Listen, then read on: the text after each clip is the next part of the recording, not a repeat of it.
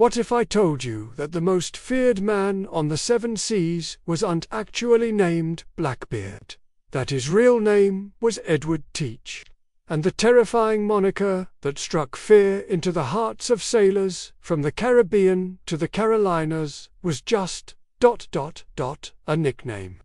Welcome to the fascinating world of pirate nicknames, where identity was currency, fear was power, and a well-chosen alias could mean the difference between legendary infamy and forgotten obscurity. I'm your host, and today we're diving deep into the stories behind the most iconic pirate nicknames in history. We'll explore why these seafaring outlaws chose the names they did, how these monikers shaped their reputations, and why some of these nicknames have echoed through centuries to reach our modern screens and stories. You see, when you're operating outside the law on the endless expanse of the ocean, your name becomes more than just what people call you. It becomes your brand, your weapon, your shield, and sometimes your greatest curse. Every pirate nickname tells a story, and today we're going to uncover those stories together. From the smoke-wreathed terror of Blackbeard to the flamboyant defiance of Calico Jack, from the deadly elegance of Black Bart to the mysterious fortune of Captain Kidd, these weren't just random nicknames picked out of thin air. They were carefully crafted personas, psychological warfare made manifest, and sometimes desperate attempts to reinvent oneself on the lawless frontier of the sea. But here's what makes this story even more compelling. The tradition of pirate nicknames wasn't just about individual identity. It was about creating a mythology, a shared language of fear and respect that transcended national boundaries and social classes. When a merchant ship spotted black sails on the horizon and heard whispers of which captain commanded that vessel, the nickname alone could determine whether they would fight, flee, or surrender without a shot being fired. Today, we'll explore how these names came to be, what they meant to the pirates who bore them and the people who feared them, and why they continue to capture our imagination centuries later. We'll discover that behind every great pirate nickname lies a human story of ambition, desperation, cunning, and sometimes pure theatrical genius. So settle in, because we're about to embark on a journey through the Golden Age of Piracy, where your name could make you a legend or get you hanged, and where the art of intimidation was refined to a deadly science. Let's begin with understanding just how these nicknames worked, their dark magic, the power behind a name. To understand why pirate nicknames were so crucial, we need to first grasp the unique world these outlaws inhabited. Picture this. You're a merchant sailor in 1717, navigating the treacherous waters of the Caribbean. Your ship carries months of wages, valuable cargo, and the hopes of investors back in London or Boston. Suddenly, your lookout shouts down from the crow's nest. Black sails off the starboard bow. Your heart begins to race, but you don't know if you should prepare for battle or prepare to surrender. Then comes the crucial question. What flag does she fly? What captain commands her? The answer to that question could mean the difference between losing your cargo and losing your life. This is where the genius of pirate nicknames becomes clear. These weren't just colorful monikers chosen for fun. They were sophisticated tools of psychological warfare, carefully crafted to convey specific messages to friend and foe alike. A nickname like Gentleman Pirate suggested you might be treated with courtesy if you surrendered peacefully. A nickname like Blackbeard, the Terror, suggested something altogether different. The effectiveness of these nicknames relied on several key factors. First was recognition. In an age before photographs or detailed written descriptions could be widely circulated, a distinctive nickname attached to equally distinctive behavior patterns could travel faster than any ship. Word of mouth moved from port to port, carried by survivors, escaped prisoners, and the pirates themselves, who were often quite proud of their growing reputations. Second was psychological impact. The human imagination is a powerful thing, and a well-chosen nickname could trigger instant fear responses. When sailors heard that Blood Red Johnny was operating in their waters, their minds immediately filled in the terrifying details of what that name might imply. The reality might be less dramatic than the imagination, but the fear was very real, and fear was a pirate's most valuable weapon. Third was the element of theatre. Many pirates understood instinctively that their profession was as much about performance as it was about actual violence. The most successful pirates were often those who perfected the art of appearing more dangerous than they actually were. A dramatic nickname was the foundation of this performance, setting the stage for the elaborate costumes, theatrical behaviors, and carefully orchestrated intimidation tactics that would follow. Consider how different the psychological impact would be if you heard that your ship was being approached by Edward Teach versus Blackbeard the pirate. The first sounds like a schoolmaster or a clerk. The second conjures images of demonic fury and supernatural menace. Same man, completely different emotional response. But the power of these nicknames extended beyond mere intimidation. Within pirate communities themselves, nicknames served important social functions. They created identity and hierarchy, distinguished veterans from newcomers, and often reflected the respect or fear that a pirate commanded among their own peers. A nickname could indicate specialization to Dead-Eye Dick was probably your best marksman, while Silent Sam might be your master of stealth raids. The adoption of nicknames also served a practical purpose: protection of identity.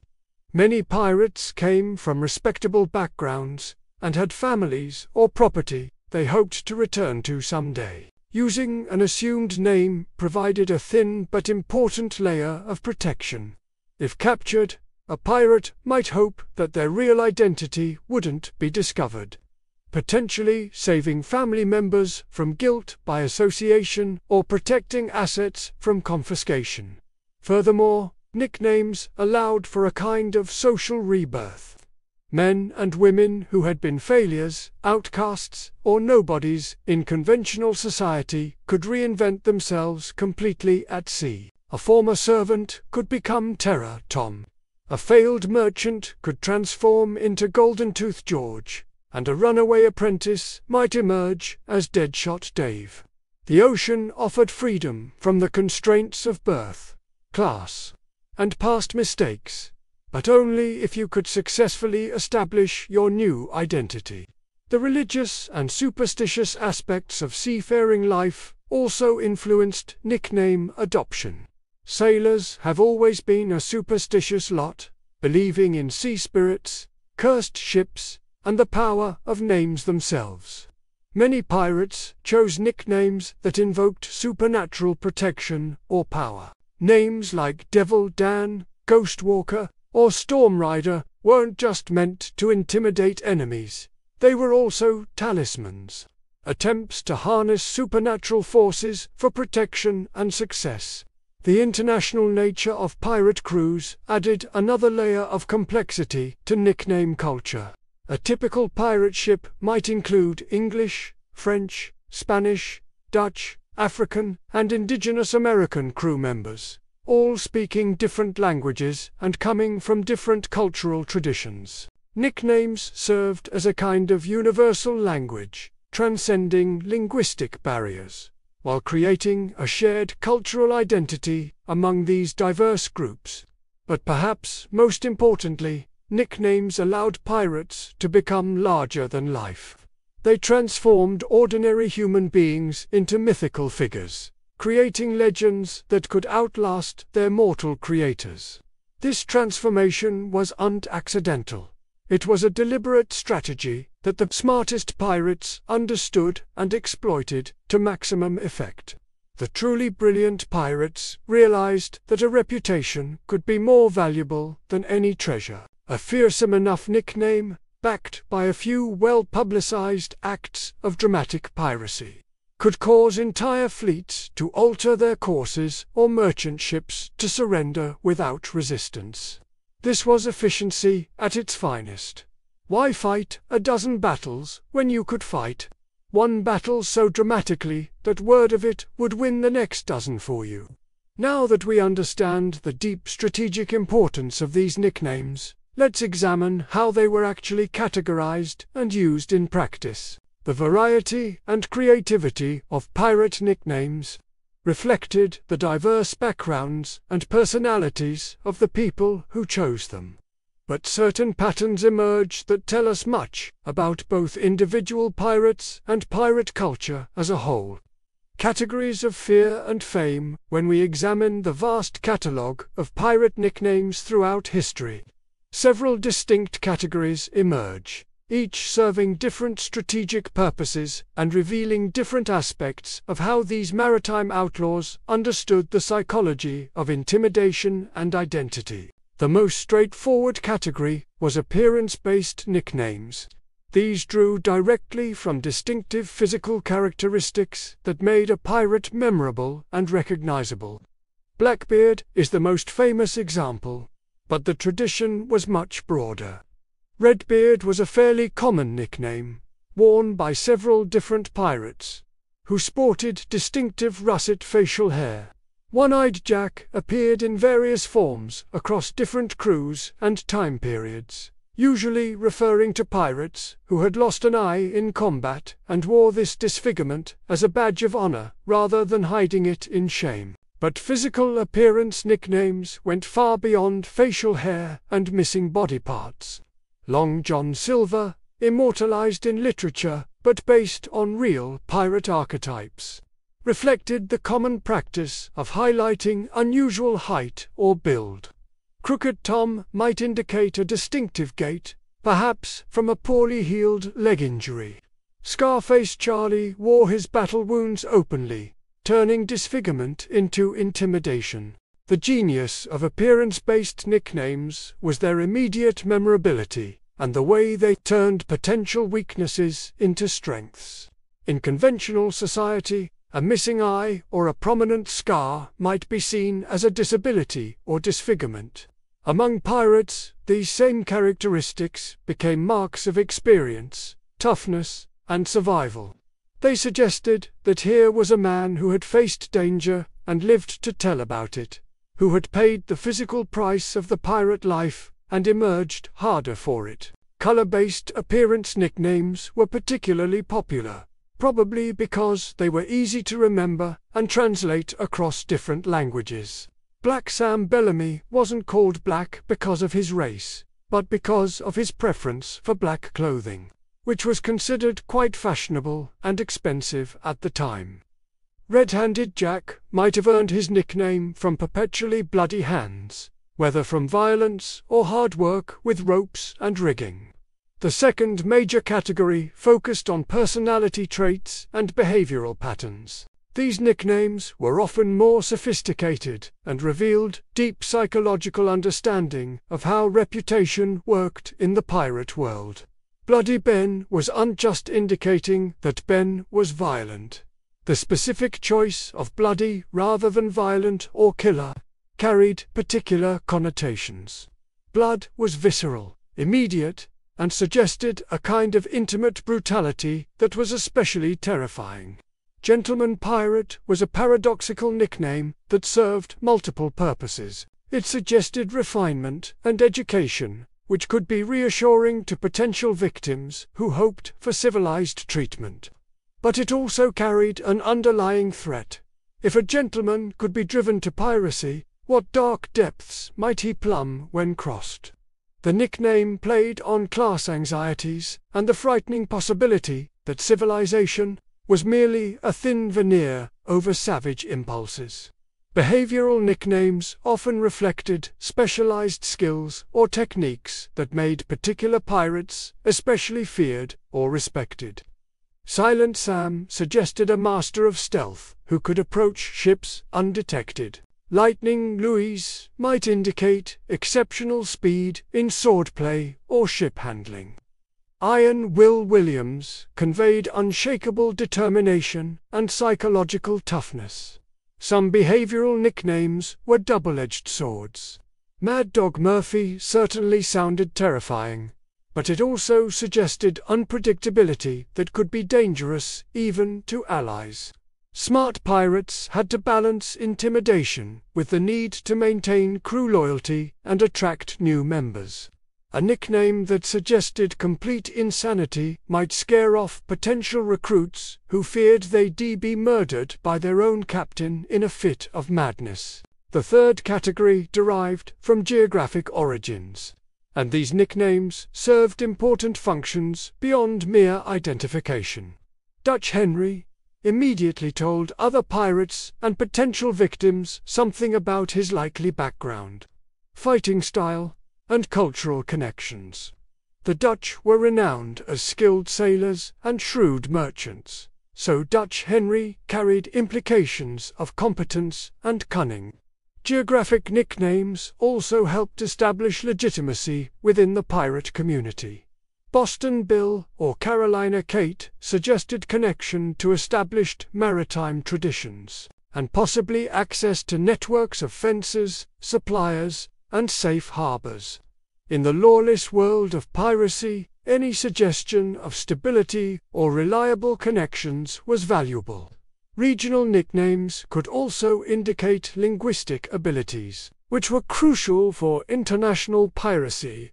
Spanish José, operating in English-controlled waters, obviously brought the ability to communicate with Spanish ships and settlements, potentially opening up additional opportunities for both plunder and information gathering. The fourth category focused on weapons, skills, or signature techniques. These nicknames were often the most directly intimidating, because they promised specific forms of violence or expertise. Cutlass Charlie immediately told opponents what weapon they'd likely face in combat. Deadeye Dick warned of exceptional marksmanship that could pick off enemy sailors from impossible distances. Weapon-based nicknames also served as recruitment tools within pirate communities. Ships needed crew members with specific skills, and a nickname like Cannon Mouth Mike or Ropewalker Rodriguez immediately advertised valuable abilities. These pirates were essentially using their nicknames as maritime resume, indicating their specializations to potential captains looking to fill crew positions. Some skill-based nicknames were more subtle but equally powerful. The navigator, or true course, Tomper, suggested invaluable knowledge in an age when accurate navigation could mean the difference between successful raids and dying lost at sea. Storm Rider Steve implied the ability to handle ships in dangerous weather, a skill that could save entire crews. The most sophisticated pirates understood that nickname categories could be combined for maximum effect. Black Bart, the Terror, combined appearance, the distinctive black clothing and beard. Geographic origin, the Welsh Bart, and behavioral reputation, Terror, into a single memorable package that told a complete story about who this pirate was and why he should be feared. But perhaps the most intriguing category was the paradoxical or ironic nickname. These demonstrated the dark humor that pervaded pirate culture while serving psychological purposes that were anything but funny. Gentle Jack might be the most brutal pirate in a crew, the nickname serving as dark irony that highlighted his actual nature by contrast. Smiling Sam might never smile at all, the nickname serving as a chilling reminder that his pleasures came from others' pain. These ironic nicknames were psychological masterstrokes because they created cognitive dissonance in opponents. When facing someone called Gentle Jack, victims might experience a moment of hope or confusion that could be exploited tactically. The disconnect between name and nature created an unsettling effect that was often more disturbing than straightforward threatening names. Religious or supernatural nicknames formed another fascinating subcategory. Devil Dan, Hellfire Hannah, or Demon Drake invoked supernatural powers and suggested connections to forces beyond normal human understanding. In an age when religious belief was nearly universal and superstition ran deep, these names carried genuine power to terrorize. Some pirates chose biblical nicknames with dark twists. Judas Jim suggested betrayal and treachery, while Jonah Jones might imply that this pirate brought bad luck to his enemies. These religious references were unaccidental. They demonstrated education and cultural knowledge, while twisting familiar concepts into threatening new forms.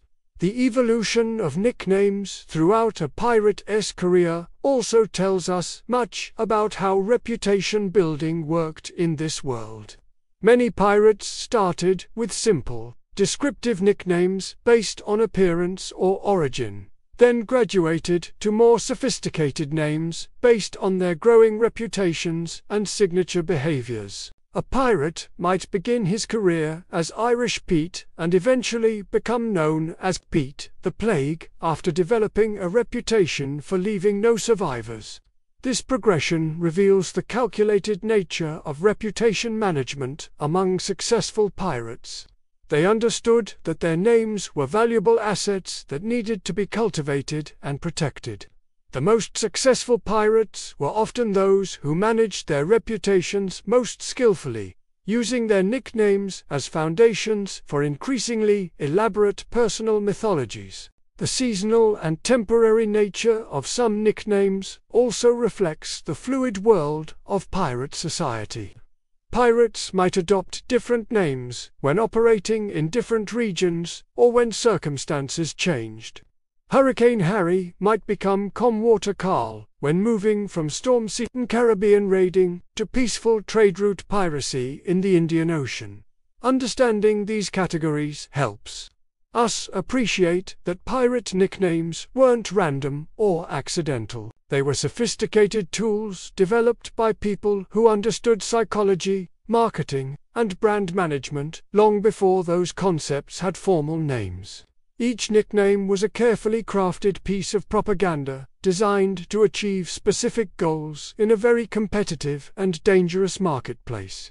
Now that we've established the framework for understanding how pirate nicknames functioned, let's dive into the specific stories of the most legendary names in pirate history. We'll start with perhaps the most famous pirate nickname of all time, one that has become synonymous with piracy itself. Blackbeard. The Legend of Blackbeard. When theatre meets terror, Edward Teach. Though some historical records suggest his surname might have been Thatch or even Thatch, understood something fundamental about human psychology that most of his contemporaries missed entirely. He grasped that in the business of piracy, reputation could be more valuable than any treasure, and that the right kind of theatrical presentation could transform an ordinary man into a figure of supernatural terror. The nickname Blackbeard seems almost mundane when you first hear it. After all, plenty of men had black beards in the early 18th century. But Edward Teach took this simple physical characteristic and transformed it into one of history's most effective pieces of personal branding. The secret wasn't just the beard itself. It was everything he did with it. Historical accounts describe Teach's elaborate beard preparation ritual, a process that was part grooming and part supernatural invocation. He would carefully braid his enormous black beard with colored ribbons, but that was just the beginning. The truly innovative touch was his practice of weaving slow-burning hemp matches into the beard itself.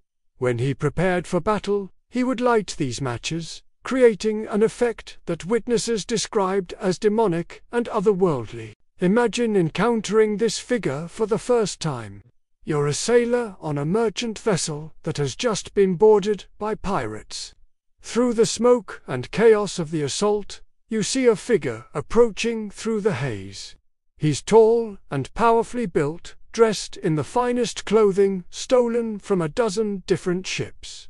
But what captures your attention immediately is his face, or rather, what surrounds it. Wisps of smoke curl up from a massive black beard that seems to writhe with a life of its own. The ribbons woven throughout the beard flutter in the sea breeze, and the slow-burning matches create an effect like hellfire surrounding his features. This wasn't accidental theatre. It was calculated psychological warfare. Teach understood that if he could appear supernatural, demonic, or simply inhuman, his opponents would be fighting their own terror as much as they were fighting him. Men who might have resisted a normal pirate attack would surrender immediately when confronted with this smoking, seemingly supernatural figure. The historical record suggests that this theatrical approach was remarkably effective. Multiple contemporary accounts describe Teach's ability to capture ships through intimidation alone, without firing a shot or crossing a single sword. His reputation preceded him to such an extent that some ships surrendered simply upon seeing his distinctive black flag, before he had even gotten close enough for his smoking beard to be visible. But the Blackbeard persona served purposes beyond mere intimidation of enemies. Within his own crew, the theatrical elements helped maintain discipline and loyalty. Sailors are superstitious by nature, and having a captain who appeared to command supernatural forces was deeply reassuring. If your captain could summon demonic powers, the logic went, then surely he could navigate any storm, defeat any enemy, and lead you to unimaginable riches. The nickname also served as protective camouflage for Teach's real identity and background. Historical research suggests that Edward Teach was likely born into a respectable family, possibly in Bristol, England, and may have served as a privateer during Queen Anne's War before turning to outright piracy. The Blackbeard persona allowed him to completely reinvent himself, shedding any inconvenient connections to his previous life while creating a new identity that was larger than life. Teach's understanding of media manipulation was remarkably sophisticated for his era. He cultivated relationships with certain merchants and officials who benefited from his activities, ensuring that stories of his exploits would be told and retold in ways that enhanced rather than diminished his reputation. He understood that every encounter was an opportunity to build the Blackbeard legend, and he approached each one with the eye of a natural storyteller. The smoking beard trick was just one element of a comprehensive theatrical package. Teach was known for carrying multiple pistols in a bandolier across his chest, creating an imposing silhouette and suggesting that he was prepared for extended combat. He often wore a large hat decorated with feathers and ribbons, adding to his already imposing height. His clothing was deliberately chosen to be both fine enough to suggest success and practical enough for shipboard combat. Contemporary accounts also describe Teach's voice as a crucial component of his intimidating presence. He cultivated a deep, booming voice that could carry across the water and through the chaos of battle. When he hailed a ship for surrender, his voice alone was often enough to convince crews that resistance was futile. The psychological sophistication of the Blackbeard persona extended to his treatment of prisoners and crew. While he was certainly capable of violence when it served his purposes, Teach was also known for calculated mercy that enhanced rather than undermined his reputation. A merchant who surrendered quickly might be treated with unexpected courtesy and released unharmed to tell the tale. This created a powerful incentive for future victims to surrender immediately rather than resist. Conversely, those who offered significant resistance faced treatment that was designed to be memorably terrible, ensuring that survivors would spread stories that reinforced Blackbeard's terrifying reputation. This was not random cruelty. It was strategic violence designed to maximize the psychological impact of each encounter. The nickname Blackbeard also worked because it was simultaneously specific and mysterious. It told you exactly what to look for. A man with a distinctive black beard, while revealing nothing about his true identity, background, or motivations. This combination of recognition and mystery was perfect for building legend while maintaining operational security. Teach's final battle and death in 1718 actually enhanced, rather than diminished, the power of the Blackbeard nickname. The dramatic circumstances of his demise, fighting to the end against overwhelming odds, requiring multiple sword cuts and gunshots to finally bring down, became the capstone of his legend. Even in death, the Blackbeard name continued to grow in power, inspiring fear and fascination that persists to this day. The lasting impact of the Blackbeard nickname demonstrates how effectively Teach understood the relationship between identity and power. He took the raw materials of his physical appearance and personality and crafted them into something mythical. The transformation was so complete that even today, more than 3 centuries later, the name Blackbeard immediately conjures specific images and emotions.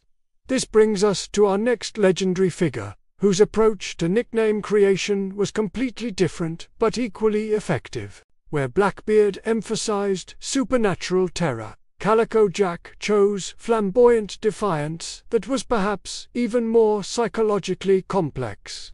Calico Jack, the dandy of the high seas, John Rackham, understood something about human psychology that many of his more conventionally terrifying colleagues completely missed. Sometimes, the most effective way to intimidate people is to show them that you're completely unafraid of anything they might do to you. While other pirates tried to look as threatening as possible, Rackham chose a different path entirely. He decided to look fabulous. The nickname Calico Jack came from his famous preference for expensive calico cotton clothing, often in bright, colorful patterns that would have been more appropriate for a wealthy merchant or colonial governor than a seafaring criminal. In an age when most sailors wore rough, practical clothing in somber colors that wouldn't show dirt and blood, Rackham deliberately chose the most impractical, expensive, and attention-grabbing outfits he could find. This wasn't mere vanity or eccentricity. It was a carefully calculated psychological strategy that worked on multiple levels. First, the expensive clothing immediately communicated success. Only a very successful pirate could afford to dress like a wealthy landowner. So, the nickname Calico Jack instantly established Rackham's credentials within the pirate community. New crew members and potential allies could see at a glance that this was a captain who delivered results. Second, the impracticality of the clothing sent a powerful message to enemies. Here was a man so confident in his abilities that he could afford to handicap himself with elaborate dress. While other pirates wore practical fighting gear, Calico Jack dressed for a royal court and still dominated the seas. This suggested either supernatural ability or such overwhelming superiority that normal precautions were unnecessary. The psychological impact on opponents was profound and multi-layered.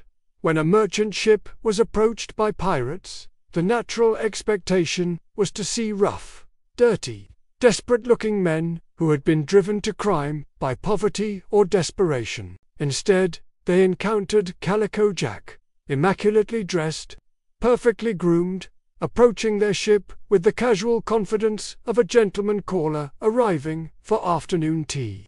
This cognitive dissonance was deeply unsettling. It suggested that piracy, for Rackham, wasn't an act of desperation but a lifestyle choice made from a position of strength. He wasn't raiding ships because he had to. He was doing it because he wanted to, and he was so good at it that he could treat the whole enterprise as a kind of deadly entertainment. The calico clothing also served practical purposes that enhanced Rackham's tactical effectiveness. The bright, distinctive patterns made him instantly recognizable to his own crew during the chaos of battle, reducing the risk of friendly fire incidents. The expensive materials demonstrated his willingness to spend money on his crew's success and comfort, helping maintain loyalty and morale. Furthermore, the theatrical nature of his appearance contributed to the development of what we might call the pirate aesthetic that influences our image of pirates to this day. Rackham understood that piracy was inherently theatrical, that much of its effectiveness depended on creating and maintaining a specific image that would precede him wherever he went. The choice of calico fabric specifically was also culturally significant. Calico was imported from India and was considered exotic and luxurious in the early 18th century. By wrapping himself in fabric from the far side of the world, Rackham was advertising his international connections and sophisticated taste. This suggested access to global networks of suppliers and allies, making him appear more formidable than a simple regional brigand. Rackham's nickname also reflected his understanding of class dynamics in colonial society. By dressing like aristocracy while living as an outlaw, he was making a bold statement about social hierarchy and conventional authority. The message was clear. He had rejected the rules that governed ordinary society, and had the success to prove that his approach was superior. The psychological complexity of the Calico Jack persona becomes even more apparent when we consider his relationships with the female pirates, Anne Bonny and Mary Read. These weren't random associations, they were strategic partnerships that enhanced all of their reputations. Rackham's flamboyant, courtly appearance made him the perfect partner for women who were themselves challenging social conventions by pursuing piracy. The combination of Calico Jack's theatrical masculinity with the legendary ferocity of Bonny and Read created a pirate crew that was simultaneously glamorous and terrifying. Contemporary accounts described their ship as looking more like a floating court than a pirate vessel, with elaborately dressed figures who could switch from courtly manners to deadly violence in an instant. This aesthetic approach influenced how Rackham conducted his piracy operations. Rather than relying solely on fear and violence, he often used charm, wit, and psychological manipulation. His elegant appearance allowed him to gain access to social situations that would have been closed to more conventionally piratical figures. He could attend social gatherings in colonial ports, gathering intelligence about wealthy ships and cargo movements while maintaining the cover of a successful merchant or minor aristocrat. The calico clothing also served as a kind of armor against certain types of attack. Colonial authorities were often reluctant to move aggressively against figures who appeared to be wealthy and well-connected, even if they suspected piracy. Rackham's appearance gave him a thin but valuable layer of social protection that bought him time and maneuvering room. The financial strategy behind the nickname was equally sophisticated. By consistently investing his profits in expensive clothing and personal presentation, Rackham was essentially reinvesting in his personal brand. Each elegant outfit was an advertisement for his success, which attracted better crew members, created more intimidating first impressions, and ultimately led to more successful raids. The lasting power of the Calico Jack nickname demonstrates how effectively Rackham understood the relationship between appearance and authority. Even today, the name immediately conjures specific images: colorful clothing, swashbuckling adventure, and a certain roguish charm that made piracy seem almost glamorous rather than simply criminal. This approach to nickname creation, using luxury and ostentation rather than conventional intimidation, was relatively rare among pirates, which made it even more effective. In a world full of rough, threatening men trying to outscare each other, the pirate who chose elegance and confidence stood out dramatically and memorably.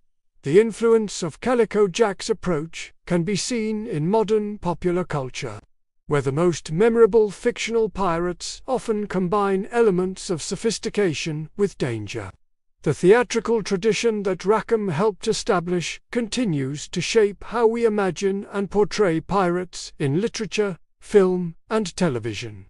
But not all pirates chose theatre and flamboyance as their path to legendary status. Our next figure took a completely different approach, combining ruthless efficiency with an almost corporate approach to piracy that earned him one of the most feared nicknames in maritime history.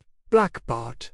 The business of being a pirate, Bartholomew Roberts, known throughout the pirate world as Black Bart, represented a completely different philosophy of piracy from the theatrical approaches of Blackbeard or Calico Jack, where they emphasized spectacle and psychological warfare. Roberts focused on efficiency, organization, and what we might recognize today as systematic business management applied to maritime crime. The nickname Black Bart originated from Roberts' preference for black clothing, but it evolved into something much more significant than a simple description of his wardrobe.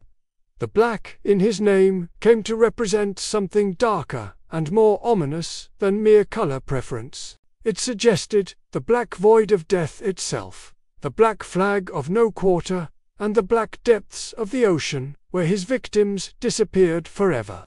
Roberts earned his nickname through an approach to piracy that was revolutionary in its sophistication and terrifying in its effectiveness.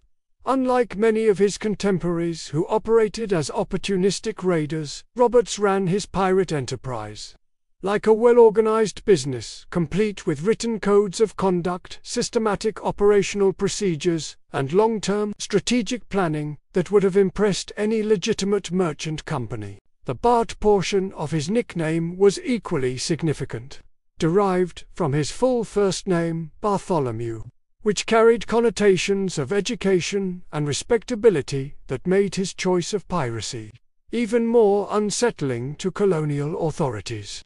This was on some desperate criminal driven to piracy by poverty or lack of options.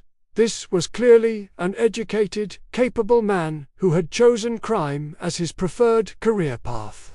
Roberts' systematic approach to building his reputation through the Black Bart persona began almost immediately after he entered piracy in 1719. Unlike pirates who gradually developed their reputations through years of small-scale raiding, Roberts burst onto the scene with a series of spectacular captures that were clearly designed to establish his nickname and reputation as quickly and dramatically as possible. His first major success came when he captured a Portuguese treasure ship carrying a cargo worth more than £40,000, an absolutely enormous sum for the time. But rather than simply taking the treasure and disappearing, Roberts used this success as a foundation for building the Black Bart legend. He made sure that survivors from the captured ship could spread detailed accounts of his appearance, methods, and the sophisticated organization of his crew. The genius of Roberts' approach was his understanding that fear and respect in the pirate world weren't just about individual toughness or cruelty. They were about demonstrating competence, reliability, and the ability to deliver consistent results. The Black Bart nickname became associated not just with danger, but with professionalism and success. Roberts developed what amounted to a corporate dress code for his crew, with himself as the ultimate example. His black clothing wasn't just a personal preference. It was a uniform that created instant recognition and suggested membership in an elite, well-organized force. When merchants saw a ship flying the black flag with crew members dressed in matching black clothing, they immediately knew they were dealing with Black Bart's organization, not some random group of desperate pirates. The psychological impact of this systematic approach was enormous. Random piracy was frightening, but it was also chaotic and unpredictable. Roberts' organized piracy was something else entirely. It suggested that he had transformed crime into a science, that he could strike anywhere with methodical precision, and that resistance was not just dangerous but futile. Roberts' nickname strategy also extended to his crew management techniques. He insisted that his subordinates adopt nicknames that reflected the organization's overall image of professional competence, rather than allowing random, chaotic nicknames to develop organically. He encouraged his crew to choose names that suggested skill, reliability, and membership in an elite organization. This created a kind of brand identity for the entire operation.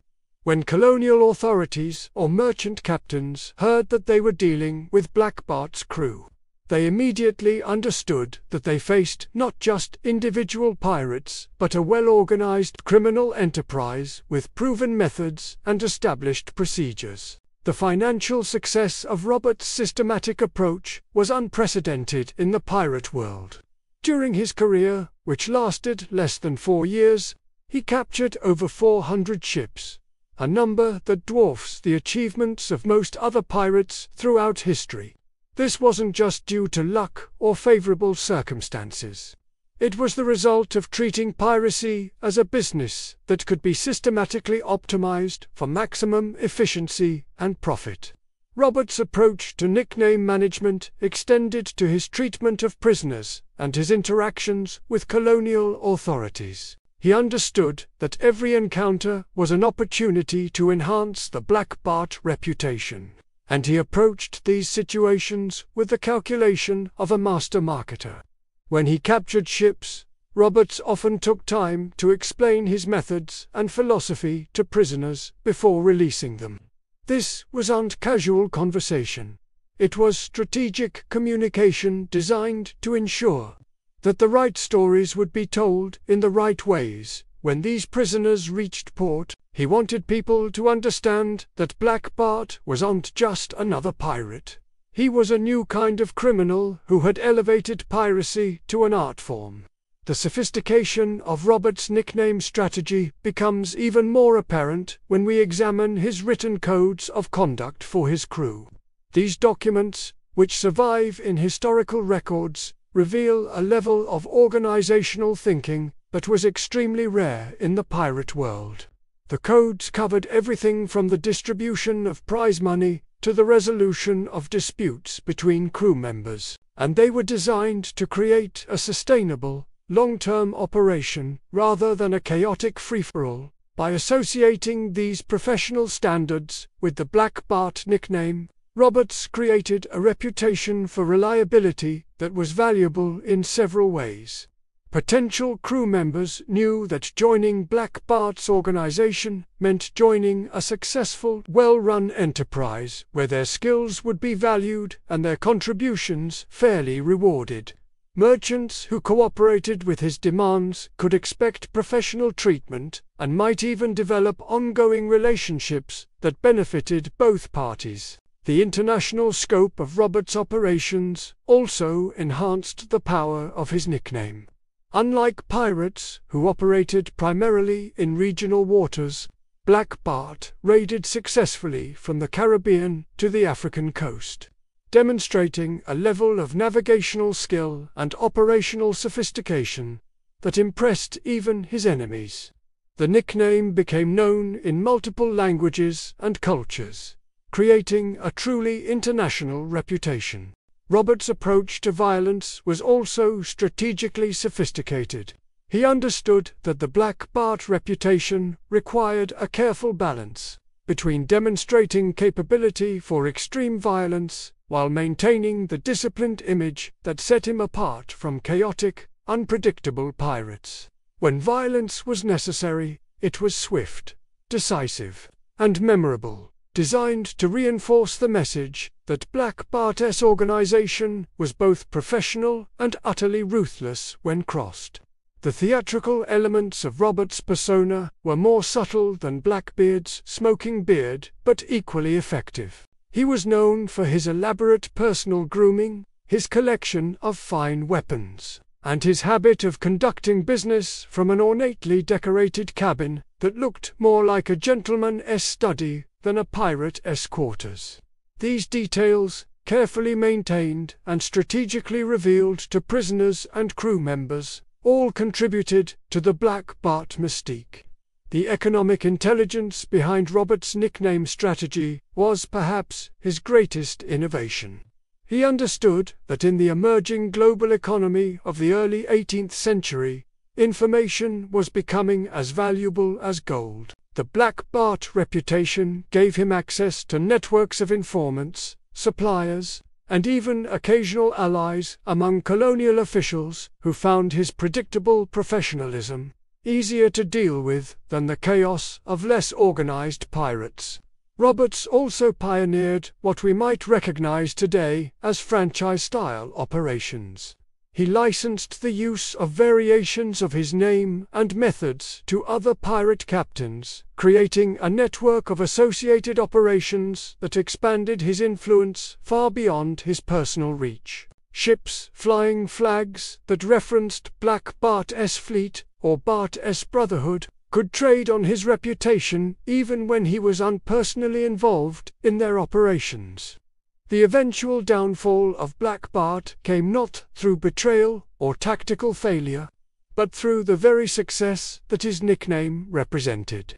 His systematic approach had made him so successful that he became the primary target of an unprecedented international anti-piracy effort. Colonial authorities, merchant companies, and naval forces coordinated their efforts specifically to eliminate the threat that the Black Bart organization represented to global commerce. When Roberts was finally killed in battle in 1722, his crew reportedly threw his body overboard dressed in his finest black clothing, ensuring that even his burial maintained the theatrical standards that had made Black Bart legendary. The nickname outlived the man by centuries, representing an approach to piracy that combined criminal audacity with business acumen in ways that had never been seen before and have rarely been matched since. The legacy of Black Bart demonstrates how a well-chosen nickname could become larger than the individual who created it. Roberts transformed himself from Bartholomew Roberts, unknown sailor, into Black Bart, international legend. Through nothing more than systematic application of theatrical principles to maritime crime, the nickname became a kind of corporate brand that represented reliability, professionalism, and guaranteed results, qualities that were desperately rare in the chaotic world of 18th-century piracy. This systematic approach to reputation building influenced generations of subsequent pirates and even legitimate business leaders who recognized the power of carefully crafted personal brands. The Black Bart model demonstrated that in a competitive environment, success often goes to those who best understand how to manage perception and build reputation systematically over time. Now, let us turn our attention to a figure whose nickname strategy was even more complex, because it was built on a foundation of moral ambiguity that made him one of the most psychologically fascinating pirates in history. Captain Kidd, when legitimacy meets infamy, William Kidd's story represents perhaps the most complex and tragic example of how a pirate nickname can take on a life of its own, ultimately consuming the man who bore it. Unlike Blackbeard, Calico Jack, or Black Bart, who deliberately crafted their personas from the beginning of their pirate careers, Captain Kidd became a pirate nickname almost by accident, and that accident would ultimately cost him his life. The irony of the Captain Kidd story begins with the fact that William Kidd never intended to become a pirate at all. He was a successful legitimacy captain and privateer who had earned respect and wealth through legal means. His nickname, Captain Kidd, originally reflected genuine authority and respectability. When people heard that name in the 1690s, they thought of a reliable, experienced captain who could be trusted with valuable cargo and dangerous missions. Kidd's transformation from respectable captain to legendary pirate illustrates how nicknames in the maritime world could become self-fulfilling prophecies. The process began when Kidd accepted a commission from English authorities to hunt pirates in the Indian Ocean. This seemed like a perfect assignment for a man with his skills and reputation. Use his knowledge of pirate tactics to eliminate threats to legitimate commerce. But the mission went catastrophically wrong, and the details of what actually happened remain disputed by historians to this day. What is clear is that Kidd found himself in an impossible situation where the line between legal privateering and illegal piracy became hopelessly blurred, when his crew began pressuring him to attack ships that might not have been legitimate targets. Kidd faced a choice between mutiny and moral compromise. The genius and tragedy of the Captain Kidd nickname is how it evolved during this period of moral ambiguity. Among his crew, Captain Kidd began to represent not just authority, but willingness to cross legal boundaries when necessary. Two colonial authorities who were beginning to suspect his activities. The same nickname started to suggest deception and betrayal of trust. To merchants whose ships he had allegedly attacked, Captain Kidd became synonymous with treachery and unpredictable danger. This evolution of meaning around a single nickname demonstrates the fluid nature of reputation in the pirate world. The same name that had once guaranteed safe passage and honest dealing became a source of suspicion and fear. Kidd found himself trapped by his own reputation, too well known to disappear, too suspected to return to legitimate business, and too valuable as a scapegoat to be ignored by authorities looking for someone to blame for the growing pirate problem. The psychological pressure of this situation appears to have affected Kidd profoundly. Contemporary accounts suggest that he became increasingly erratic and desperate as he realized that his nickname had become a liability rather than an asset. The man who had once worn the title Captain Kidd with pride found himself unable to escape its increasingly dark associations. When Kidd eventually returned to colonial waters hoping to clear his name, he discovered that Captain Kidd had become something much larger and more dangerous than the man who bore it. The nickname had taken on a life of its own, growing through rumor and speculation until it represented not just one man's alleged crimes, but the entire threat that piracy posed to colonial society. The trial and execution of Captain Kidd became a spectacular public event, partly because his nickname carried such psychological weight. Colonial authorities understood that they were unjust executing one man. They were symbolically destroying the entire concept that Captain Kidd had come to represent.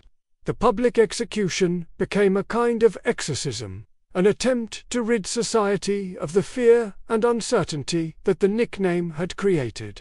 But the strategy backfired in ways that the authorities couldn't have anticipated.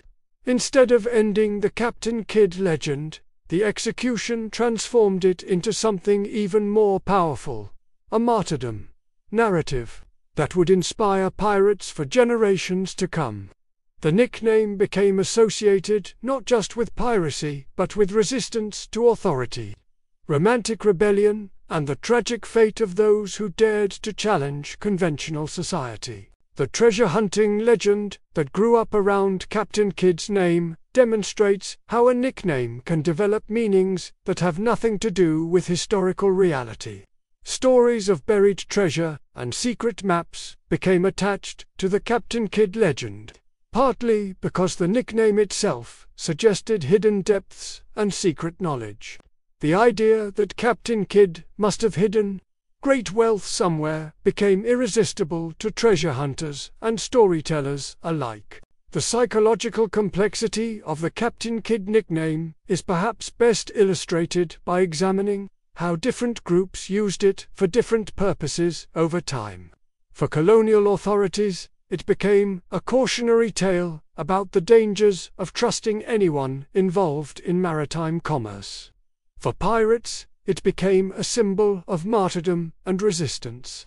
For the general public, it became a thrilling adventure story that romanticized the very activities it was supposed to condemn. Modern psychological analysis of the Captain Kidd story reveals how completely a nickname can overwhelm the individual identity of the person who bears it. Historical evidence suggests that William Kidd was probably a relatively honest man who found himself in an impossible situation and made increasingly desperate choices trying to escape it. But the nickname Captain Kidd became associated with deliberate, calculated piracy that bore little resemblance to the confused and tragic reality of Kidd's actual experience. The lasting impact of the Captain Kidd nickname on pirate culture was enormous. It demonstrated that a pirate's reputation could become completely independent of their actual actions, taking on meanings and implications that far exceeded anything the individual pirate had actually done. This lesson wasn't lost on subsequent pirates, who became even more careful and strategic about managing their public personas. The Captain Kidd story also illustrates the double-edged nature of fame in the pirate world. While a fearsome reputation could be a valuable asset, it could also become a trap that made normal life impossible and ultimately led to destruction. The nickname that had once opened doors and commanded respect became the very thing that made escape from the pirate life impossible. The international dimensions of the Captain Kidd legend also demonstrate how pirate nicknames could transcend cultural and national boundaries. Stories of Captain Kidd spread across the Atlantic world, from London coffee houses to Caribbean taverns to American frontier settlements. The nickname became a kind of international currency, instantly recognizable and carrying the same implications regardless of local culture or language. This brings us to an examination of how gender complicated the already complex world of pirate nicknames, creating unique challenges and opportunities for the remarkable women who chose to join this masculine world of maritime crime. When women ruled the waves, female pirates, and their names, the world of female pirates presents us with a fascinating paradox in the study of pirate nicknames. While male pirates often adopted elaborate theatrical personas designed to maximize their fearsome reputations, the most famous female pirates of the Golden Age, Anne Bonny, Mary Read, and Grace O'Malley, achieved legendary status while often using their real names or relatively simple variations thereof. This difference wasn't accidental. It reflected the unique challenges and opportunities that women faced in the overwhelmingly masculine world of piracy. For a woman to succeed as a pirate required different strategies than those employed by men, and their approach to names and identity reflected these tactical differences. Anne Bonny's story illustrates the complexity of female identity in pirate culture. Born Anne Cormac in Ireland, she became Anne Bonny through marriage, then kept that name throughout her pirate career despite its connection to her legitimate past. Unlike male pirates, who often completely reinvented themselves with new nicknames, Bonny chose to carry her real identity into her criminal career. This choice was strategically brilliant in several ways. First, it suggested that she was unashamed of her actions and unafraid of the consequences. While male pirates often hid behind nicknames to protect their families or maintain escape routes back to legitimate society, Bonny's use of her real name announced that she had completely committed to the pirate life and would face whatever consequences that choice brought. Second, the retention of her real name created a kind of authenticity that was especially powerful in the theatrical world of piracy. While everyone knew that Blackbeard and Black Bart were assumed names hiding the real identities of the men who bore them. Anne Bonny carried the psychological weight of genuine personal commitment. She wasn't playing a role. She was living her truth, regardless of social expectations or conventional morality. The absence of a theatrical nickname also allowed Bonny's actions to speak more directly for themselves. Without the mediation of an assumed persona, every story told about Anne Bonny was a story about a real person making real choices. This created a different kind of legend, one based on authentic female agency rather than masculine theatrical posturing. Mary Read's approach was even more psychologically complex. Having spent much of her early life disguised as a man, Read understood better than almost anyone how identity could be fluid and strategic. Her use of her real name during her pirate career represented a kind of coming out, a public declaration that she was choosing to live as herself, rather than as the male persona she had maintained for survival. The power of Read's real name lay in its contradiction of social expectations. Mary Read sounded like it should belong to a seamstress or a tavern keeper, not a feared pirate who could match any man in swordplay and tactical thinking. This cognitive dissonance was profoundly unsettling to contemporary society and created a reputation that was in some ways more threatening than any assumed nickname could have been. Read's story also illustrates how female pirates could use the revelation of their gender as a form of psychological warfare. Imagine being a captured sailor who had surrendered to someone you believed was a male pirate, only to discover that you had been defeated by a woman. In the rigidly hierarchical, male-dominated society of the early 18th century, this revelation would have been deeply humiliating and psychologically a female pirate team whose combined reputations became greater than the sum of their individual parts. Together, they represented a complete challenge to conventional gender roles and social expectations. Their real names, used in combination, became as feared as any theatrical nickname in pirate history. Grace O'Malley, the legendary Irish pirate leader, represents yet another approach to female pirate identity. Operating in the 16th century, she chose to emphasize her clan connections and legitimate authority rather than adopting a fearsome nickname. Known as Granuaile in Irish, she was more often referred to by titles that emphasized her political and social position: the Sea Queen of Connaught or the Pirate Queen of Ireland. O'Malley's approach demonstrates how female pirates could leverage existing systems of authority and respect rather than trying to create entirely new personas. By emphasizing her legitimate clan leadership and political connections, she positioned herself as something more than a mere criminal. She was a political leader who used piracy as one tool among many for advancing her people's interests. The psychological impact of O'Malley's approach was profound, because it challenged the fundamental assumptions that most people held about piracy. If piracy could be a legitimate political tool wielded by recognized authority figures, then the entire category of pirate became more complex and morally ambiguous. O'Malley's reputation made it impossible to dismiss all pirates as simple criminals. She forced people to grapple with questions about legitimacy, authority, and the right to control maritime commerce. The contrast between these female approaches and typical male pirate nicknames reveals important truths about gender, power, and identity in the pirate world. Male pirates often used nicknames to escape or transcend their original identities, transforming themselves into larger-than-life figures who bore little resemblance to the men they had once been.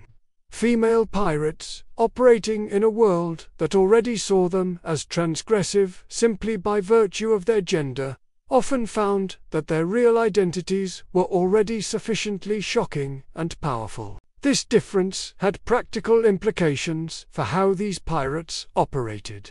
Male pirates with theatrical nicknames often had to maintain their personas consistently, never breaking character in ways that might undermine their carefully constructed reputations.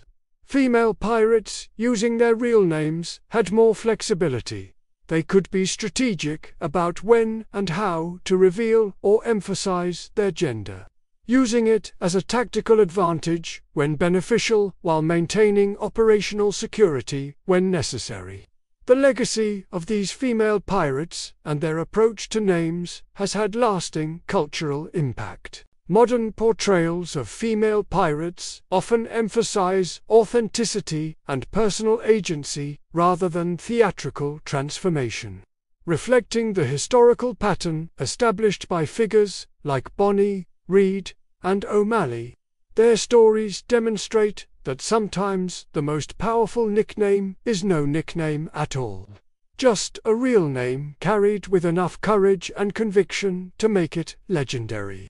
The examination of female pirate names also reveals how different cultural contexts shaped nickname traditions. In cultures where women had more legal rights and social flexibility, female pirates were more likely to adopt theatrical nicknames similar to their male counterparts.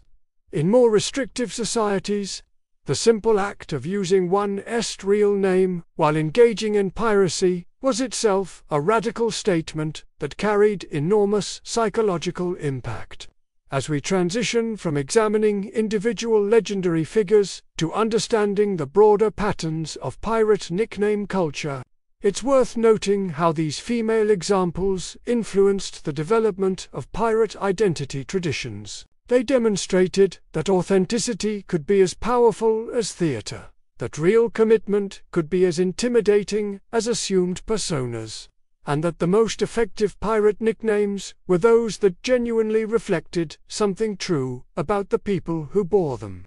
The art of strategic self-invention, beyond the famous names that have echoed through history. Thousands of lesser-known pirates developed their own nickname strategies, creating a rich tradition of strategic self-invention that reveals the sophisticated understanding these maritime outlaws had of psychology, marketing, and identity management.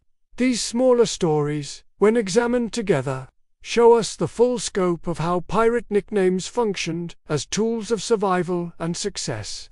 Consider Gentle Ben Morrison, a pirate who operated in the Carolinas during the 1710s. The irony of his nickname was unlost on anyone who encountered him. Morrison was known for his brutal efficiency in combat and his complete lack of mercy toward enemies who resisted. But the nickname served a crucial strategic purpose. It created cognitive dissonance that gave him a tactical advantage in negotiations and combat situations. When merchant ships were hailed by someone calling himself Gentle Ben, their crews experienced a moment of confusion and false hope that could be exploited. The disconnect between the reassuring nickname and Morrison's actual nature created a psychological vulnerability that he used to devastating effect. Victims who expected gentleness were unprepared for sudden violence, while those who had heard stories about his true nature were never sure whether the man they faced would live up to his nickname or his reputation. The genius of Morrison's approach lay in its sustainability. Unlike nicknames based purely on intimidation, Gentle Ben never stopped working because it never stopped creating confusion and uncertainty. Each encounter reinforced both aspects of his reputation, the deceptively mild nickname and the brutal reality, making both elements more powerful over time.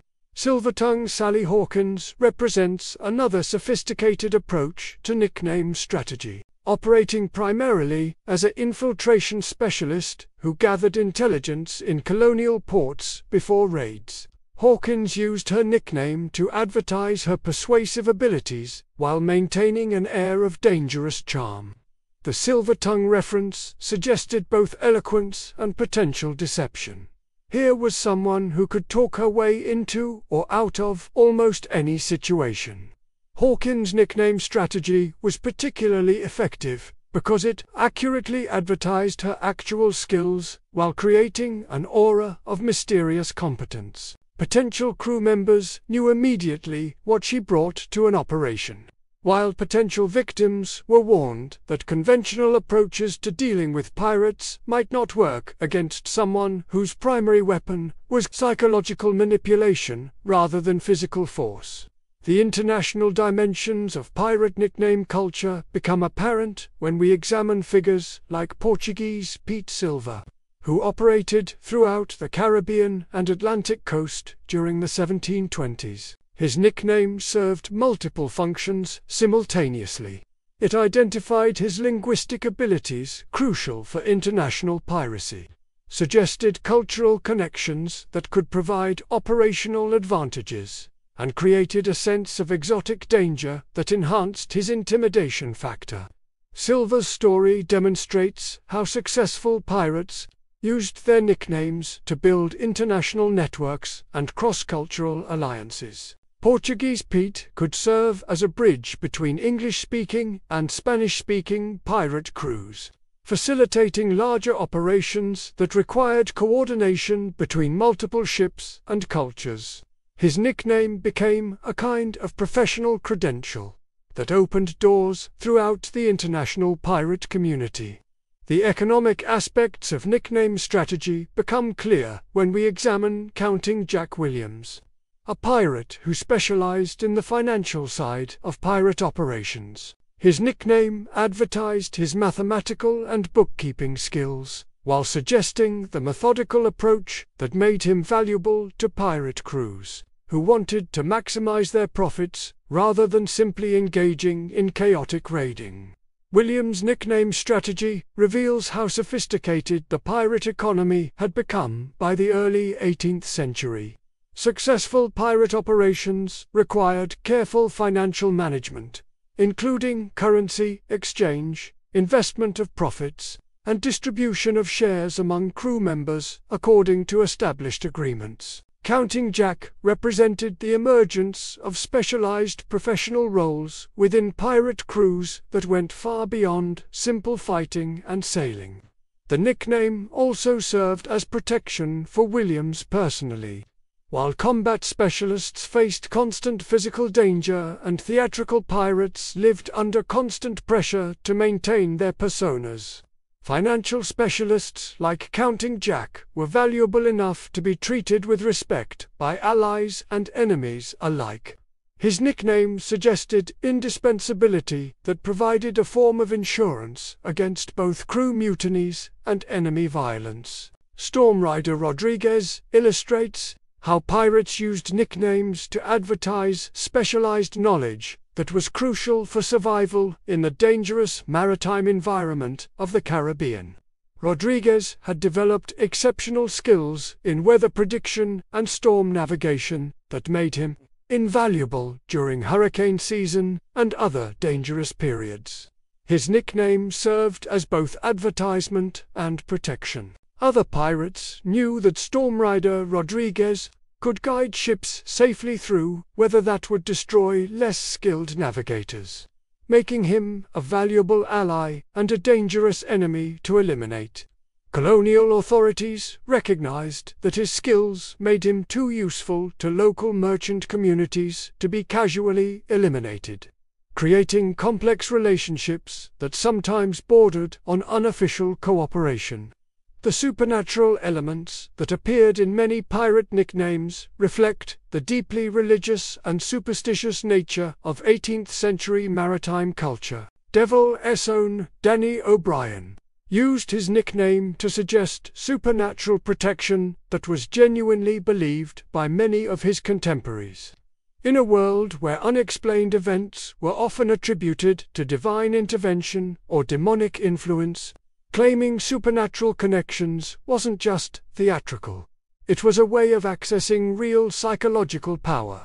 O'Brien's nickname strategy was particularly sophisticated because it worked on multiple levels of belief. crew members who took the supernatural claims literally felt protected and empowered by serving under someone with alleged demonic connections. Those who understood the nickname as pure theater still appreciated the psychological advantage it provided in combat situations. Even skeptics had to admit that the nickname was effective at intimidating opponents and building crew loyalty. Book learning Betty Thompson represents the emergence of intellectual nicknames among pirates who wanted to advertise educational advantages that set them apart from the typically illiterate crews of their era. Thompson's ability to read, write, and navigate using written charts made her extraordinarily valuable in an environment where these skills were rare and precious. Her nickname strategy demonstrates how pirates could use educational credentials as weapons of intimidation. Book learning Betty suggested not just intellectual ability but access to knowledge and information. Networks that might provide crucial advantages in planning raids or avoiding capture. The nickname implied that Thompson could read captured documents, understand legal procedures, and potentially manipulate written records in ways that purely physical pirates could not. The defensive uses of pirate nicknames become apparent in figures like Lucky Luke Patterson, whose nickname served primarily to counteract the dangerous reputation that excessive success could create among fellow pirates. Patterson's extraordinary run of successful raids had made him wealthy and famous, but also potentially vulnerable to jealousy and betrayal from his own crew or other pirate captains. The Lucky nickname allowed Patterson to attribute his success to chance, rather than superior skill or secret advantages, reducing the threat he posed to other pirates' egos while maintaining his value as a leader worth following. The nickname suggested that anyone sailing with Lucky Luke might benefit from his good fortune, creating loyalty based on hope rather than fear. Patterson's approach reveals the delicate balance that successful pirates had to maintain within their own communities. Too much obvious superiority could make a pirate a target for elimination by jealous rivals, while too little success would fail to attract quality crew members or inspire confidence. The Lucky nickname allowed Patterson to be successful without appearing arrogant or threatening to potential allies. Whisper Williams developed perhaps the most psychologically sophisticated nickname strategy of any lesser-known pirate. His nickname referred to his habit of speaking so quietly that people had to lean close to hear him, creating moments of vulnerability that he could exploit for gathering information or creating intimidating effects.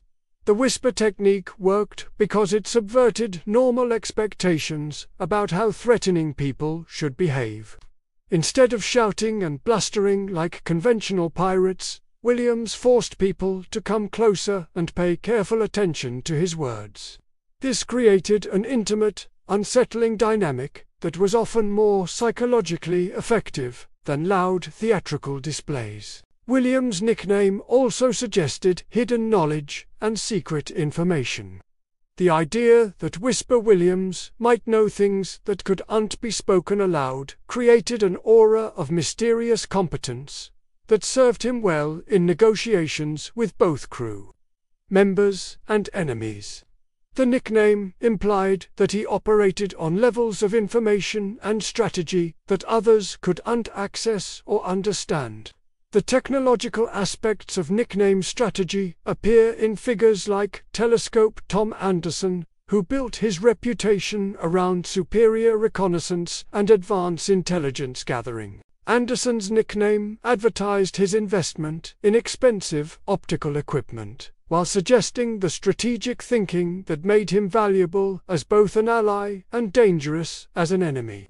Anderson's approach demonstrates how pirates could use nicknames to establish niches within the increasingly competitive pirate economy. By associating his name with superior technology and intelligence gathering, he created a brand that attracted crews looking for strategic advantages while warning enemies that they were unlikely to achieve surprise against someone who could see them coming from great distances. The nickname also reflected the rapid technological changes that were affecting maritime warfare during the Golden Age of Piracy. Pirates who could adapt quickly to new technologies and advertise their expertise through their nicknames gained significant advantages over more traditional crews, who relied solely on conventional tactics and intimidation. Codekeeper Catherine McKenna represents the emergence of pirates who specialized in the legal and procedural aspects of pirate operations. Her nickname referred to her expertise in the complex codes of conduct that governed relationships between different pirate crews, as well as her knowledge of maritime law and colonial legal procedures. McKenna's nickname strategy was particularly sophisticated because it advertised valuable knowledge, while suggesting membership in an exclusive community of pirates who operated according to professional standards. The Codekeeper title implied that she was trusted with secrets and responsibilities that ordinarily pirates could not access, creating a reputation for reliability and competence that was valuable in numerous situations. The legal knowledge that McKenna's nickname advertised was becoming increasingly important as colonial authorities developed more sophisticated anti-piracy strategies.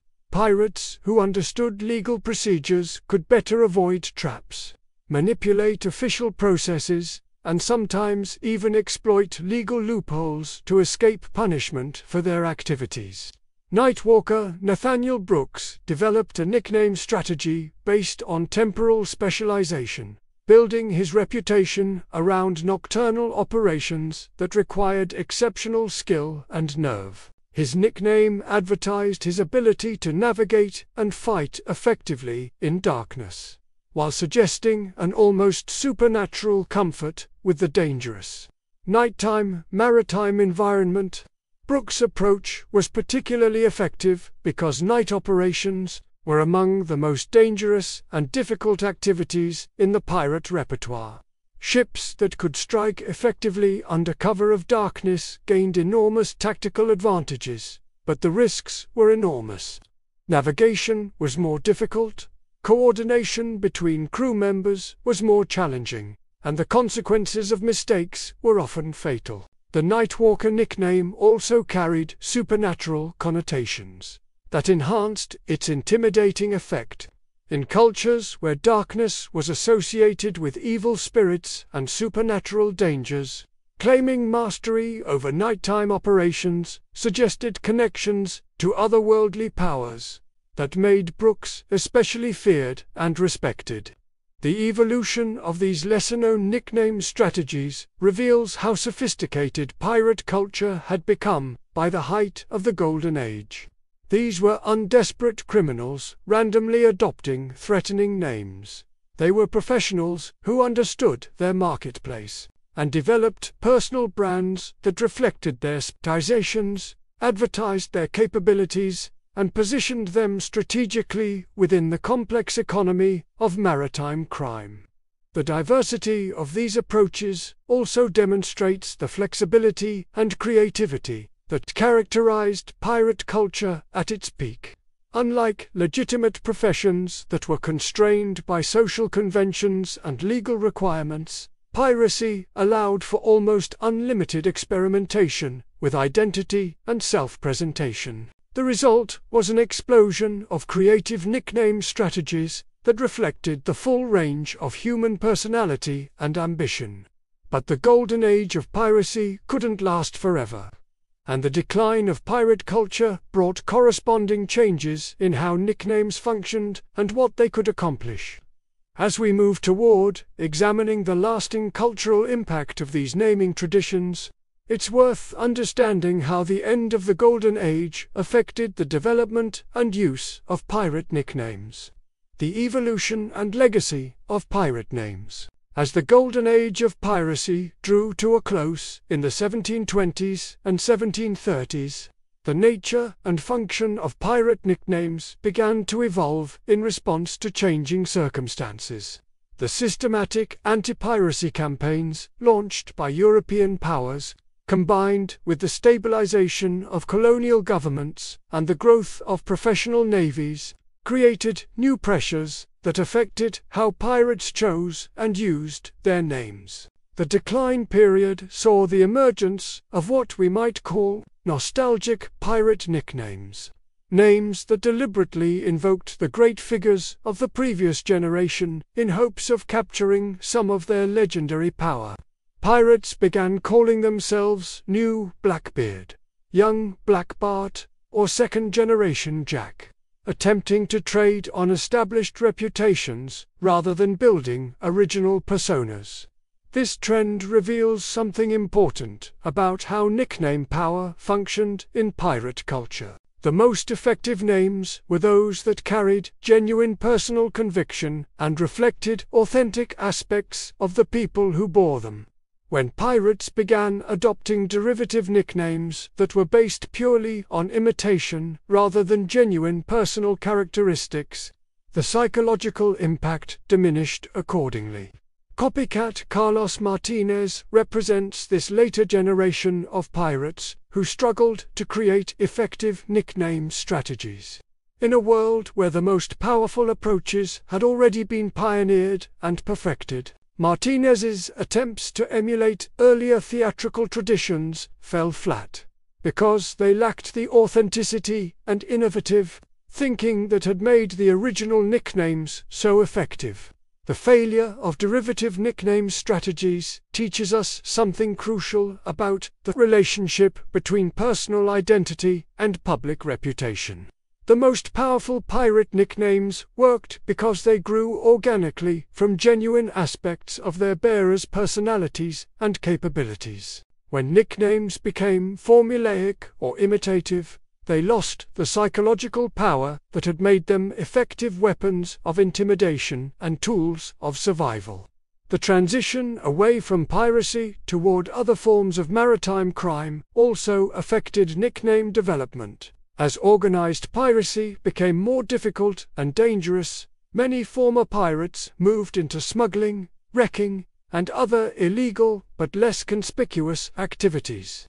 These new careers required different kinds of reputations, ones that emphasized discretion and reliability, rather than flamboyant intimidation. Quiet Tom Sullivan exemplifies this transitional period, moving from conventional piracy toward the emerging field of professional smuggling. His nickname advertised the discretion and low profile that made him valuable for operations that required avoiding official attention rather than commanding it through fear. Sullivan's nickname strategy demonstrates how the same principles that made pirate nicknames effective could be adapted for different criminal careers. The key was understanding what qualities were valued in each specific marketplace, and developing a personal brand that accurately advertised those capabilities. The international spread of pirate nickname traditions also continued during the decline period, as former Caribbean pirates carried their methods and approaches to new theaters of operation.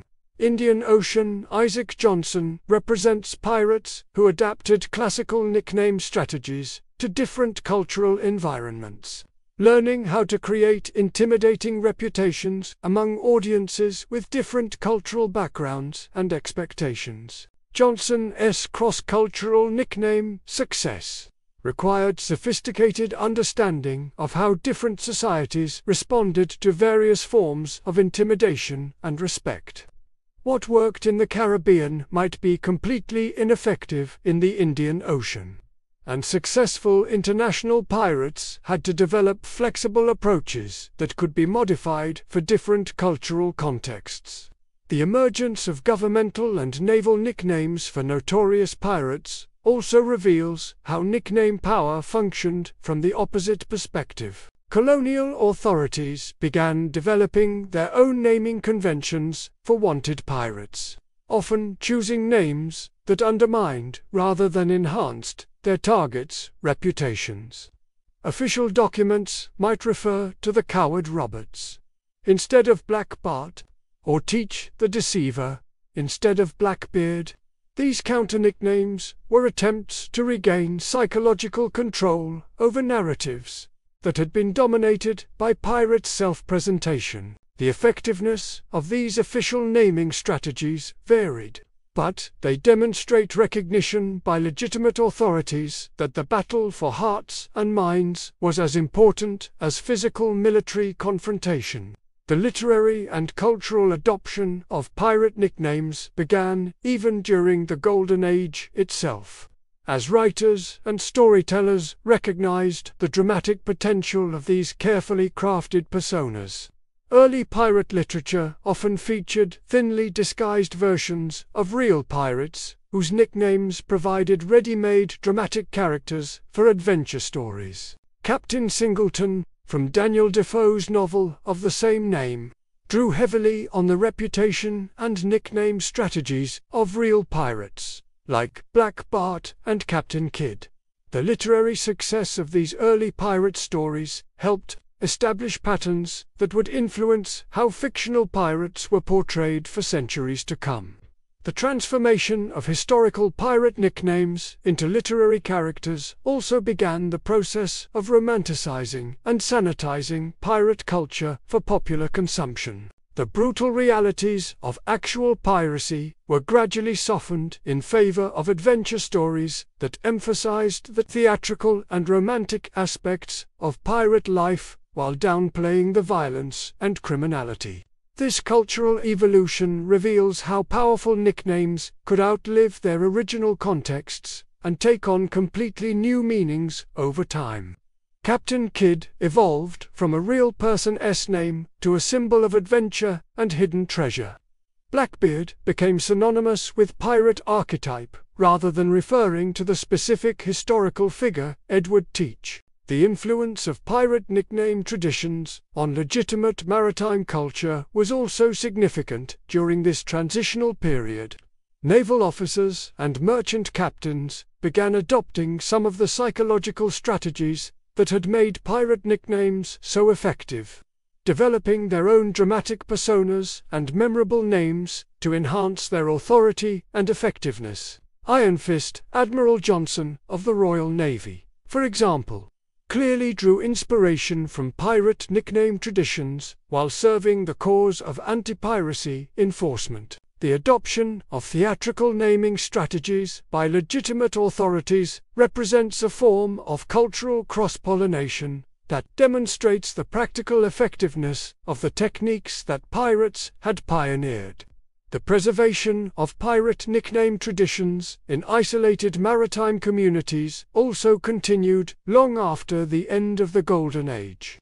Remote islands, lawless ports, and frontier settlements maintained cultures where pirate-style nicknames continued to serve practical functions for people engaged in semi-legal or completely illegal maritime activities. Moonlight Mary O'Sullivan, operating out of a remote Irish fishing village in the 1740s, used traditional pirate nickname strategies for small-scale smuggling and wrecking operations that served local economic needs while avoiding official attention. Her success demonstrates how pirate traditions adapted and survived in new contexts. Long after the original pirate culture had been suppressed, the influence of pirate nicknames on emerging American frontier culture was particularly significant. As former pirates and their descendants moved inland, they carried nickname traditions that would eventually influence how the American West developed its own traditions of colorful personal names and larger-than-life personas. Riverette Reynolds, a former pirate who became a Mississippi riverboat captain, represents this cultural transmission from maritime to inland environments. The psychological principles that had made pirate nicknames effective proved equally useful for establishing authority and reputation in the lawless river trade that characterized early American internal commerce. The academic study of pirate nicknames also began during this period, as scholars recognized their historical and cultural significance. Early historians, like Charles Johnson, whose real identity remains disputed, collected and preserved pirate nickname traditions that might otherwise have been lost, creating a foundation for centuries of subsequent research and cultural interpretation. Johnson's work reveals how quickly pirate nickname traditions were recognized as historically significant rather than merely criminal curiosities. The systematic documentation of these naming strategies preserved not just the names themselves, but the cultural context that made them meaningful and effective. The international legal implications of pirate nicknames also became more apparent during the decline period, as various European powers negotiated treaties and agreements about maritime law enforcement. The question of how to handle pirates who operated under assumed names became a significant diplomatic issue. Treaty breaking, Tom O'Brien represents pirates who deliberately exploited legal ambiguities around identity and jurisdiction to avoid capture and punishment. His nickname advertised his expertise in manipulating legal loopholes, while warning authorities that conventional legal approaches might not be effective against him. The technological changes that contributed to the decline of piracy also affected nickname strategies. As ships became faster and more heavily armed, and as communication between ports improved, the traditional advantages of fearsome reputations began to diminish. Pirates found that they needed different kinds of names that emphasized stealth and evasion rather than direct confrontation. Shadow Sail Simon Walsh represents this later generation of pirates who adapted their nickname strategies to emphasize invisibility and surprise rather than direct intimidation. As the maritime world became more heavily patrolled and regulated, the pirates who survived were those who could avoid detection rather than those who could win open battles. The preservation of pirate nickname traditions in folk, culture and oral history also ensured their survival beyond the historical period when they served practical functions. Fishing communities, maritime families, and coastal cultures maintained stories and naming traditions that kept the spirit of pirate identity alive, even as actual piracy disappeared from most of the world's oceans. The transformation of pirate nicknames from practical tools into cultural artifacts marks a crucial turning point in their historical development. What had once been deadly serious matters of survival and success became sources of entertainment and inspiration for people who would never face the dangers that had made these names necessary in the first place. The psychology of fear and fascination. To truly understand the lasting power of pirate nicknames, we need to examine the deep psychological mechanisms that made them so effective in their original context and that continue to fascinate us today.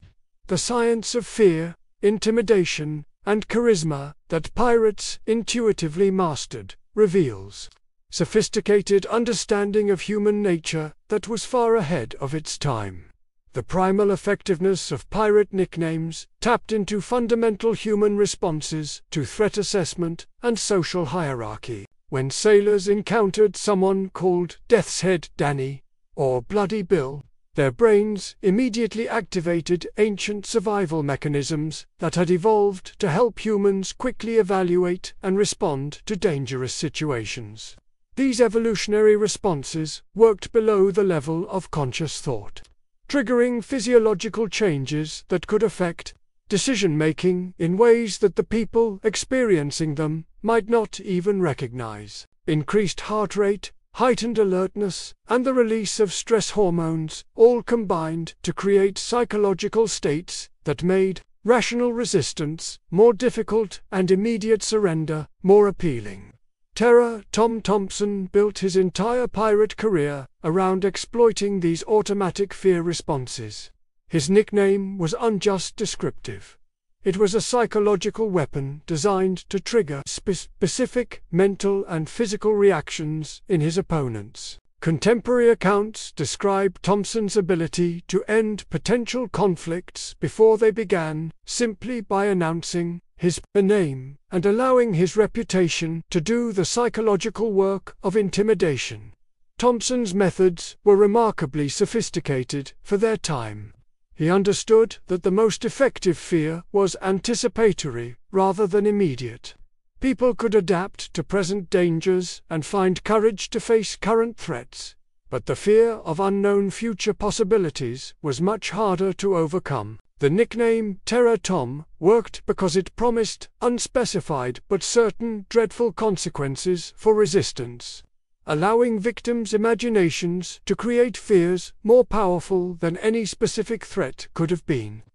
The social psychology of pirate nicknames becomes even more complex when we examine how they functioned within pirate crews themselves. These names were unjust tools for intimidating outsiders. They were also crucial elements of internal social organization and hierarchy establishment among groups of armed, dangerous individuals who had rejected conventional authority structures. Captain's right hand, Rodriguez exemplifies how nicknames could establish and maintain command structures in environments where traditional military discipline was impossible to enforce. Rodriguez's nickname advertised his special relationship with his captain, while establishing his authority over other crew members without creating direct challenges to official leadership. The internal politics of pirate nickname culture required delicate navigation between individual ambition and group cohesion. Crew members needed nicknames that established their competence and value, while avoiding names that suggested they might challenge established leadership or threaten group unity. This balance was crucial for maintaining the cooperation necessary for successful pirate operations. Steady Hand Steve Morrison developed a nickname that perfectly balanced personal recognition with team loyalty. His name advertised crucial skills. Steady hands were essential for accurate shooting and precise sailing, while suggesting reliability and consistency that made him valuable to any crew without threatening existing authority structures. The psychological complexity of nickname interactions within pirate crews reveals how these names served as a form of informal communication system that conveyed complex information about relationships, capabilities, and intentions without requiring direct confrontation or explicit discussion. The cross-cultural psychology of pirate nicknames becomes apparent when we examine how these naming strategies worked across the incredibly diverse crews that characterized Golden Age piracy.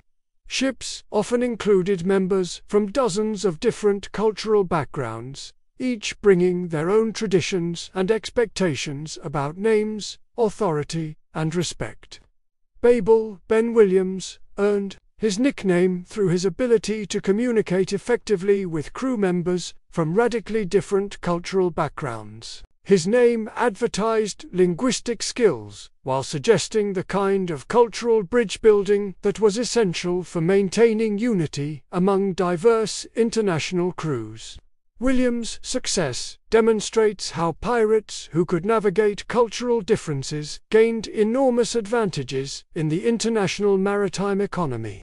His nickname became associated not just with language skills, but with the broader cultural intelligence that allowed him to understand and work with people from completely different social backgrounds. The religious and spiritual psychology behind many pirate nicknames reflects the deep spiritual needs that arose in the dangerous, morally ambiguous world of maritime crime. Many pirates struggled with the conflict between their criminal activities and their religious upbringings, leading to nickname strategies that attempted to resolve or at least acknowledge these psychological tensions. Sinner Sam Sullivan adopted a nickname that served as both confession and defiance, by openly acknowledging his sinful activities while continuing to pursue them. Sullivan created a psychological framework that allowed him to function effectively despite religious guilt, that might otherwise have been paralyzing.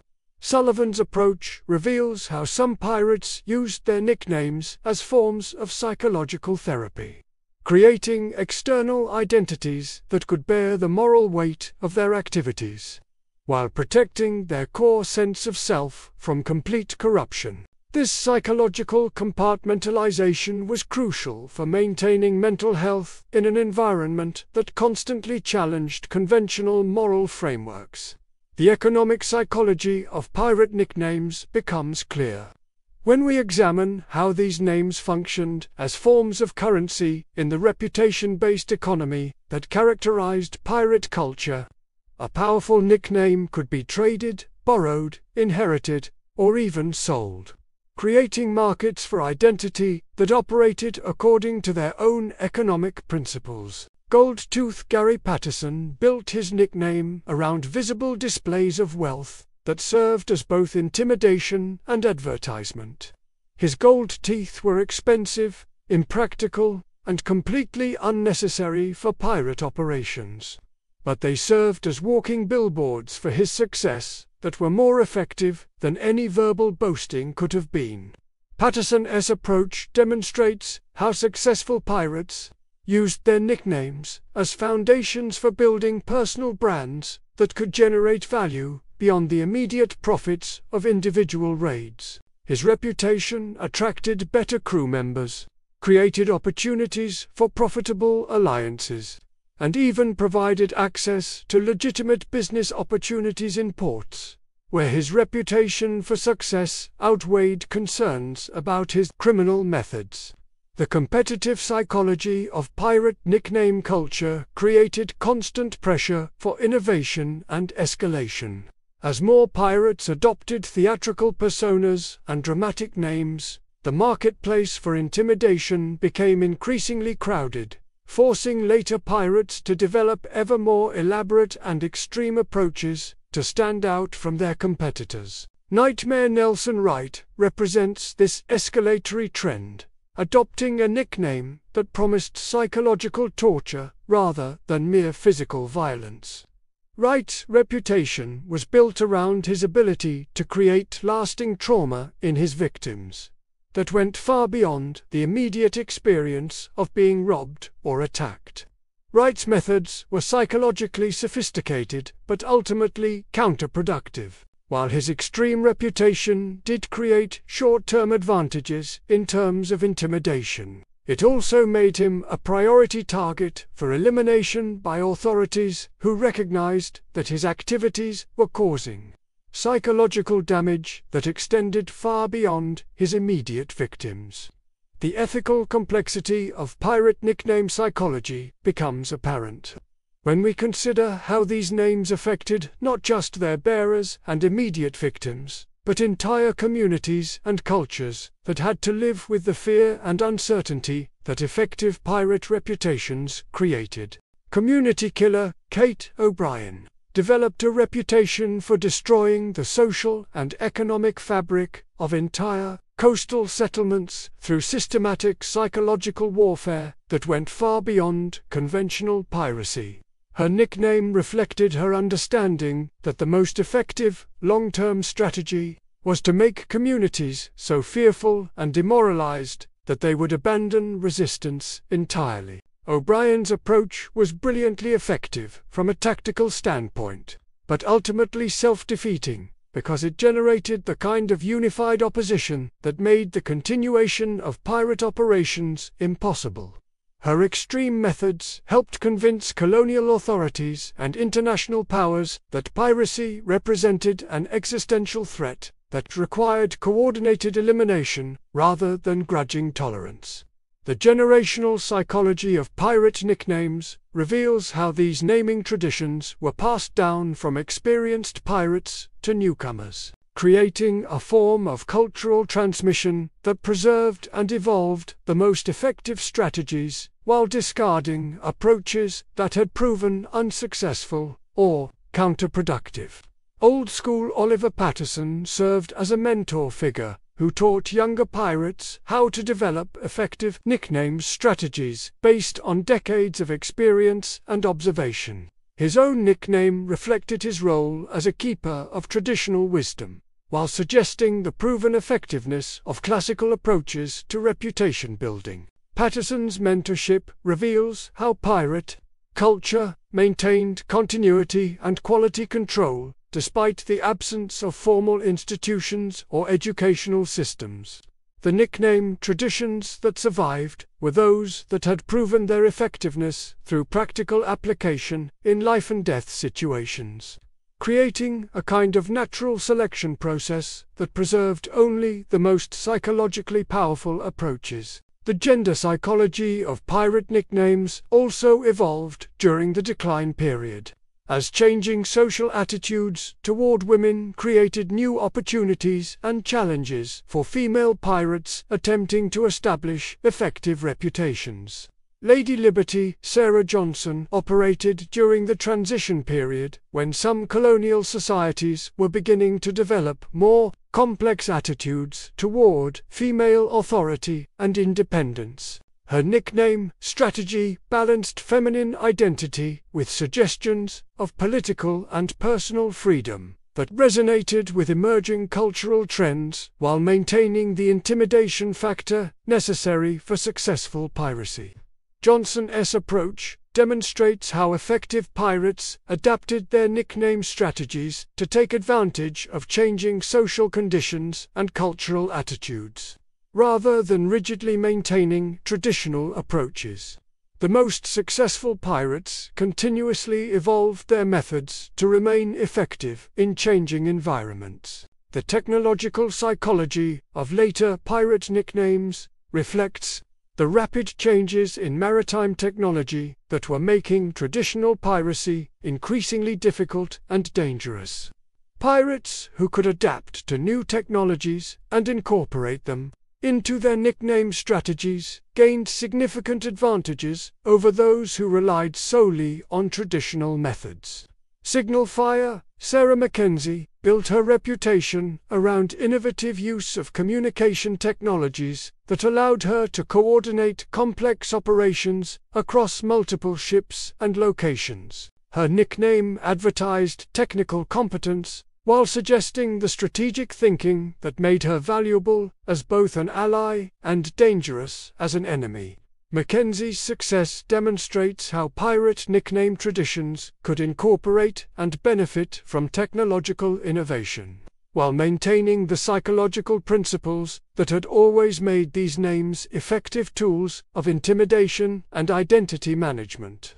The legal psychology of pirate nicknames during the decline period reveals how these names began to function in courtrooms and legal proceedings as evidence became more systematically collected and preserved by colonial authorities determined to eliminate piracy through judicial processes. Courtroom Charlie Davis earned his nickname through his remarkable ability to manipulate legal proceedings and avoid conviction.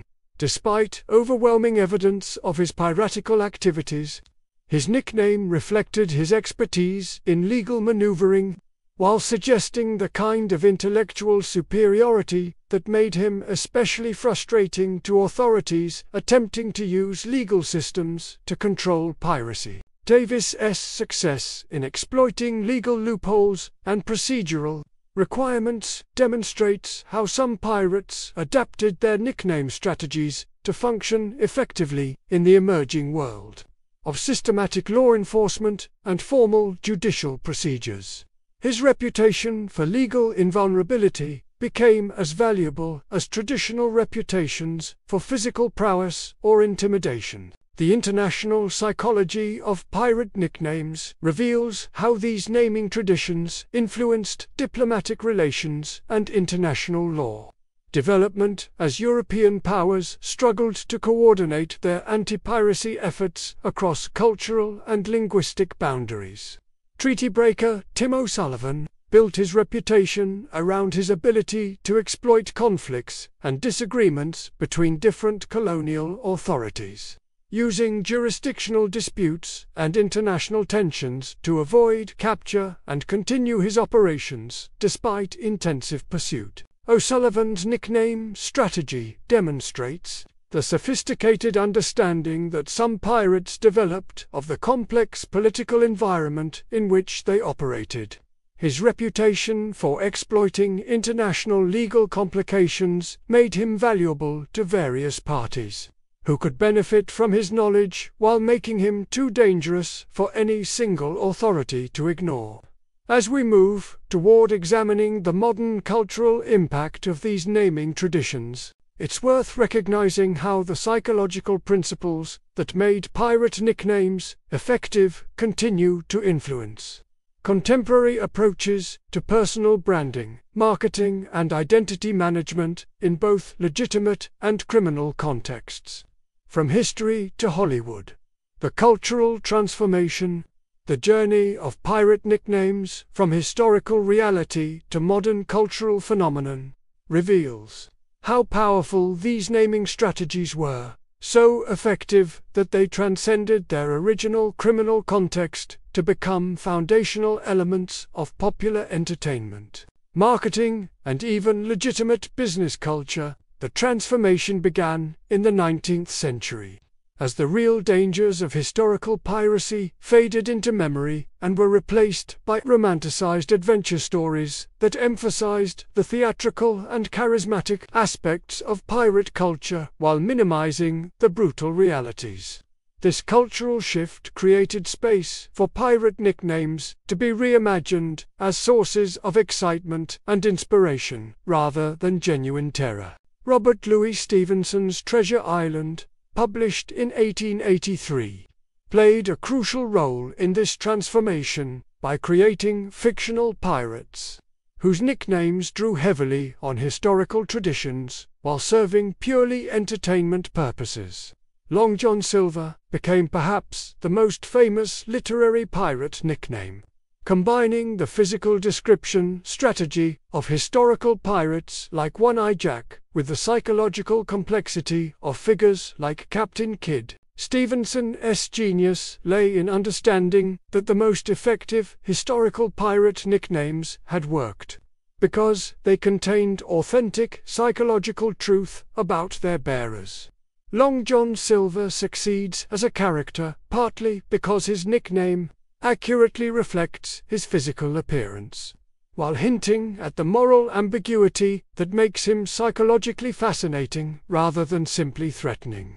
The success of Treasure Island established patterns for fictional pirate nicknames that continue to influence popular culture today. The most memorable fictional pirates are often those whose names combine physical description with suggestions of personality traits or specialized abilities, following the same principles that made historical pirate nicknames so effective.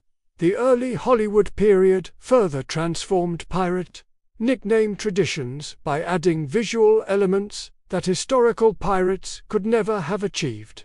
Film allowed for the creation of pirate personas that combined theatrical naming strategies with elaborate costumes, dramatic lighting, and cinematic storytelling techniques that made fictional pirates even more compelling than their historical predecessors. Captain Blood, Errol Flynn's iconic character from the 1935 film of the same name, demonstrates how Hollywood enhanced traditional pirate nickname strategies by adding layers of visual and narrative sophistication that were impossible in the historical context. The nickname works because it combines the violence implications of historical names like Bloody Ben with romantic adventure elements that make the character appealing rather than simply terrifying. Flynn's portrayal established the template for the romantic pirate that has dominated popular culture ever since. These fictional figures use nickname strategies that draw on historical traditions, while serving completely different cultural functions, inspiring fantasies of adventure and freedom rather than genuine fear of criminal violence. The Disney adaptation of pirate culture, beginning with animated films and theme park attractions, further transformed nickname traditions by making them accessible to children and families. This required the development of pirate nicknames that maintained the excitement and adventure elements of historical traditions, while eliminating anything genuinely threatening or morally ambiguous. Captain Hook, despite being created for a story about Peter Pan rather than historical piracy, demonstrates how children's entertainment adapted pirate nickname strategies for different audiences. The name combines physical description, the hook hand, with clear villain identification, while remaining entertaining rather than truly frightening for young viewers. The success of family-friendly pirate entertainment reveals how adaptable the basic principles of pirate nickname creation really were. The same psychological mechanisms that made historical names like Blackbeard effective for intimidation could be modified to create excitement and adventure without genuine fear. The emergence of Pirates of the Caribbean as a cultural franchise represents the most sophisticated modern adaptation of historical pirate nickname traditions. Captain Jack Sparrow combines elements from multiple historical sources. The Jack recalls Calico Jack Rackham, while the theatrical persona draws inspiration from Blackbeard's understanding of performance and spectacle.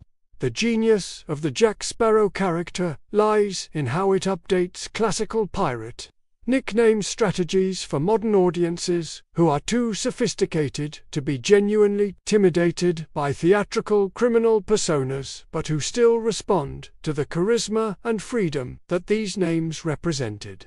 Sparrow's nickname suggests both competence, captaincy, and unpredictability. Sparrow-like quickness and evasiveness, while maintaining the romantic appeal that makes piracy attractive as fantasy rather than reality.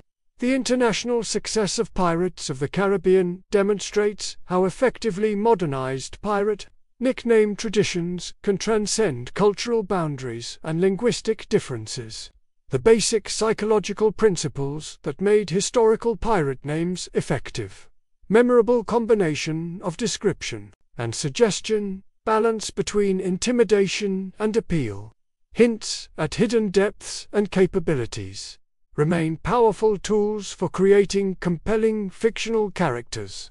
The video game industry has also embraced and further evolved pirate nickname traditions, creating interactive environments where players can experience the psychology of reputation building and identity management that made these names historically significant.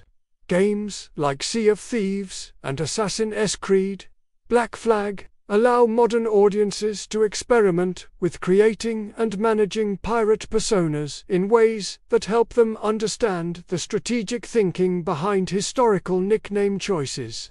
The educational value of these interactive experiences shouldn't be underestimated. By allowing players to experiment with different nickname strategies and experience their consequences in simulated environments.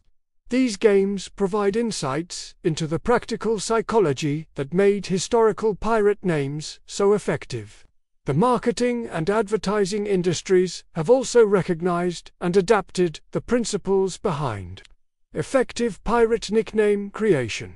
Modern brand development often employs the same strategies that made names like Black Bart and Blackbeard so memorable and powerful, combining descriptive elements with emotional suggestions, creating cognitive hooks that make names easy to remember and difficult to ignore.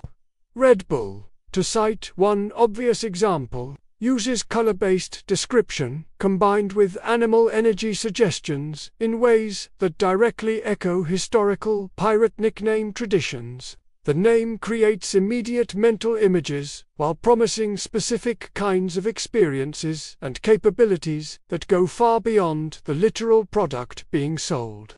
The political dimensions of modern pirate nickname adoption reveal how these naming strategies continue to serve functions related to authority, rebellion, and social identity. Political movements, activist organizations, and even legitimate businesses often adopt pirate-inspired naming strategies to suggest independence from conventional authority, and commitment to alternative approaches.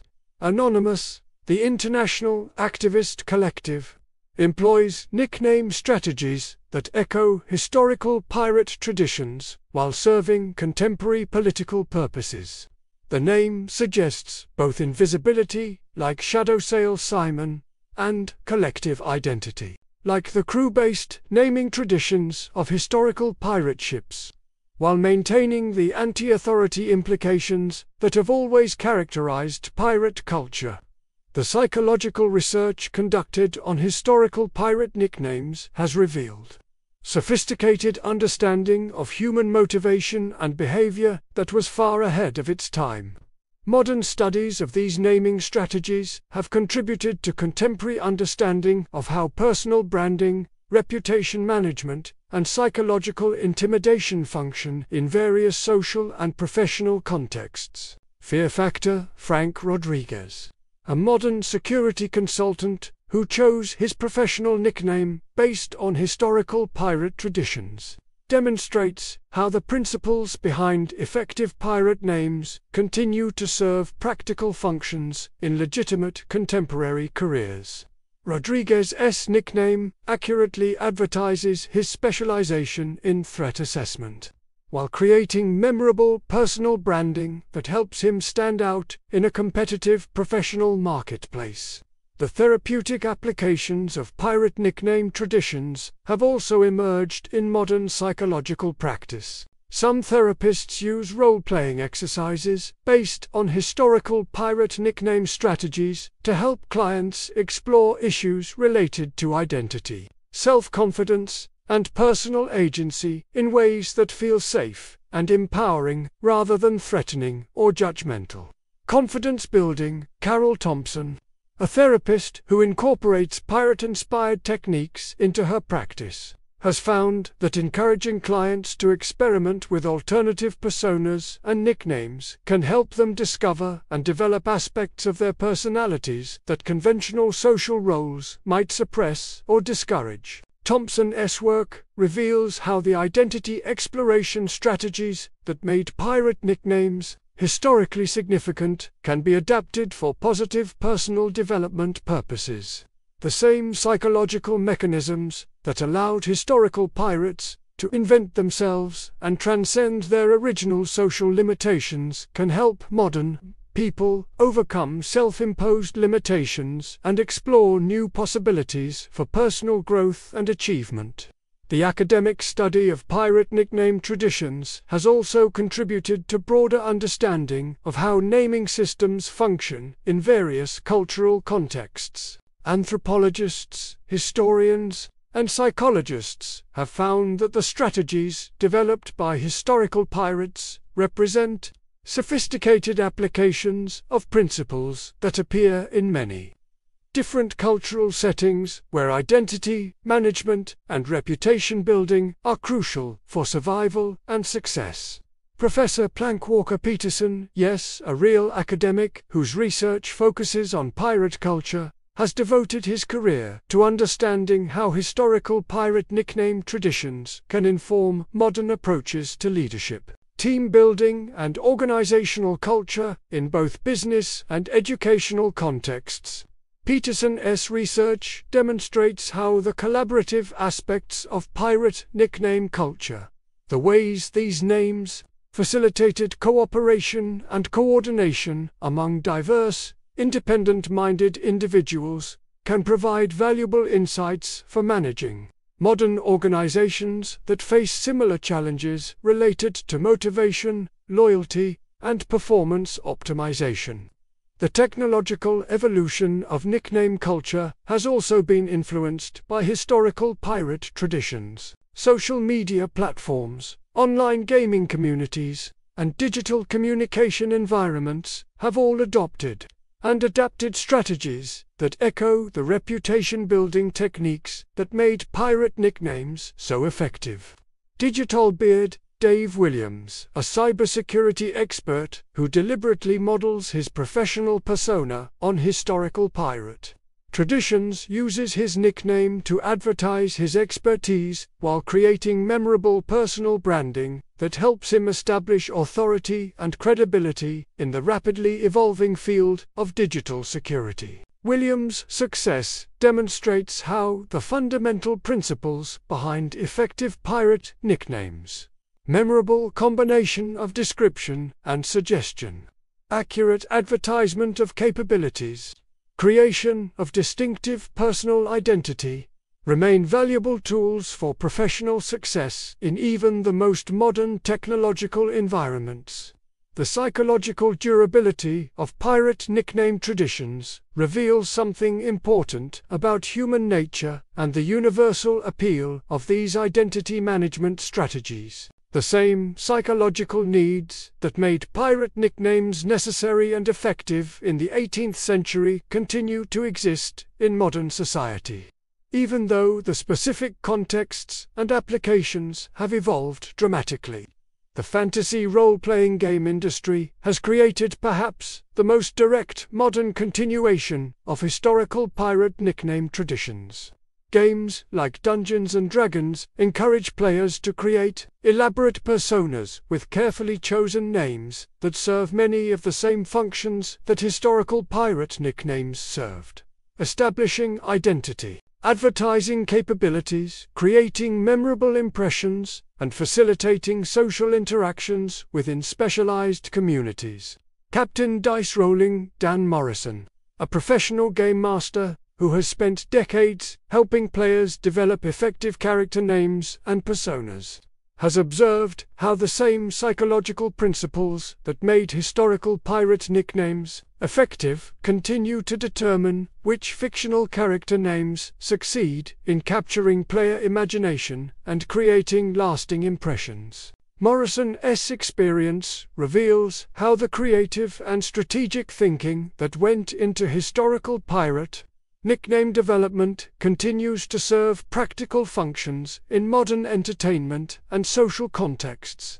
The ability to create compelling personal personas remains a valuable skill whether the application is historical maritime crime or contemporary recreational gaming.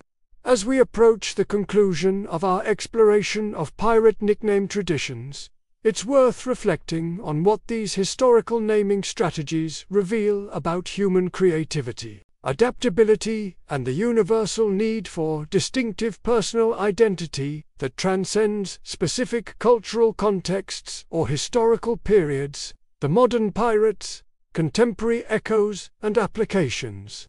The influence of historical pirate nickname traditions extends far beyond entertainment and into serious contemporary applications that demonstrate the continued relevance and effectiveness of the psychological principles that these 18th-century maritime criminals pioneered through their innovative approaches to identity management and reputation building. In the modern business world, entrepreneurs and executives have increasingly adopted strategies that echo historical pirate nickname traditions. The rise of personal branding, thought leadership, and celebrity CEO culture all reflect understanding of how carefully crafted public personas can create competitive advantages and build valuable reputations that extend far beyond immediate business activities. Shark Tank entrepreneur Kevin O'Leary, who deliberately cultivated the nickname Mr. Wonderful, demonstrates how modern business leaders use ironic and memorable names to create distinctive public personas that serve multiple strategic functions simultaneously. Like historical pirates who used paradoxical nicknames to create cognitive dissonance and psychological advantage, O'Leary's self-imposed nickname creates a memorable contradiction between his often harsh business advice and his cheerfully positive self-presentation. The effectiveness of O'Leary's nickname strategy reveals how the fundamental psychology behind pirate names continues to function in contemporary contexts. The memorable contradiction creates instant recognition and recall while accurately advertising his approach to business, relationships, and investment. Philosophy. The technology industry has perhaps embraced pirate nickname traditions most enthusiastically, with startup founders and tech innovators often adopting colorful personas and memorable names that echo the self-invention and authority-challenging spirit of historical pirates. The disruption culture of Silicon Valley shares many psychological elements with historical pirate culture. The rejection of conventional authority, the emphasis on individual charisma and vision, and the use of dramatic personal branding to attract followers and intimidate competitors.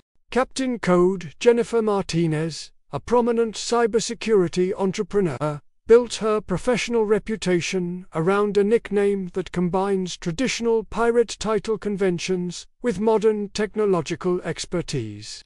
Her success demonstrates how historical pirate naming strategies can be adapted for contemporary professional contexts while maintaining their effectiveness for creating authority and building memorable personal brands. Martinez's approach reveals how the specific elements that made historical pirate nicknames effective — clear capability advertisement, memorable personal branding, suggestion of unique expertise — remain valuable tools for professional success in industries where individual reputation and personal authority are crucial competitive advantages. The military and security industries have also drawn inspiration from historical pirate nickname traditions, particularly in special operations and unconventional warfare contexts where small, independent units must operate effectively outside traditional command structures. The psychological principles that made pirate names effective for building unit cohesion and intimidating enemies have proven equally valuable for modern military applications. Ghostwalker units in various special forces organizations use naming strategies that directly echo historical pirate traditions while serving contemporary military purposes. These names serve the same functions that pirate nicknames served historically, building unit identity and morale while creating psychological advantages over opponents who must face enemies with deliberately cultivated reputations for supernatural effectiveness. The entertainment industry's continued evolution of pirate nickname traditions has also influenced how modern celebrities and public figures approach personal branding and public persona development. The understanding that names can be powerful tools for creating specific impressions and emotional responses has become fundamental to contemporary celebrity culture and media management. The Rock Dwayne Johnson represents perhaps the most successful modern application of pirate-style nickname strategies to legitimate entertainment careers. His nickname combines physical description with suggestions of strength and reliability, while maintaining the kind of memorable simplicity that made historical pirate names so effective for building lasting reputations. Johnson's success demonstrates how the authenticity principle that made the best historical pirate nicknames effective continues to determine which modern celebrity personas succeed in creating genuine audience connection and lasting cultural impact. The sports world has also embraced pirate-inspired nickname traditions, with athletes often developing personas that combine physical capability, advertisement with psychological intimidation strategies that echo the techniques pioneered by historical maritime criminals. Black Mamba Kobe Bryant's nickname demonstrates sophisticated understanding of how historical pirate naming principles can be adapted for modern competitive contexts. The name combines color-based memorability with animal-based capability suggestion, while creating implications of speed, precision, and lethal effectiveness that served both intimidation and inspiration functions throughout Bryant's career. The international effectiveness of Bryant's nickname reveals how the psychological principles behind pirate names continue to transcend cultural and linguistic boundaries. Black Mamba worked equally well in American European, and Asian contexts because it tapped into universal human responses to color symbolism, animal metaphors, and suggestions of exceptional capability. The digital age has created new opportunities for experimenting with pirate-inspired nickname strategies through online personas, social media identities, and virtual communities where individuals can explore alternative identities without the life-and-death consequences that historical pirates faced. Digital Dread Daniel Smith, a successful online content creator who built his brand around cybersecurity education, uses his pirate-inspired nickname to create memorable, personal branding while accurately advertising his expertise in digital threat assessment and protection strategies. Smith's success demonstrates how the strategic principles behind historical pirate nicknames can be adapted for contemporary digital environments while maintaining their effectiveness for building authority, creating memorable impressions, and establishing distinctive professional identities in increasingly crowded online marketplaces. The educational applications of pirate nickname traditions have also emerged as teachers and educational institutions recognize how these historical strategies can be used to make learning more engaging and memorable for modern students who are accustomed to sophisticated entertainment and marketing techniques. Captain Knowledge, Sarah Wilson, an elementary school teacher who incorporates pirate-themed learning activities into her curriculum, has found that encouraging students to develop their own educational personas and nicknames based on their learning goals and interests can significantly improve engagement and retention.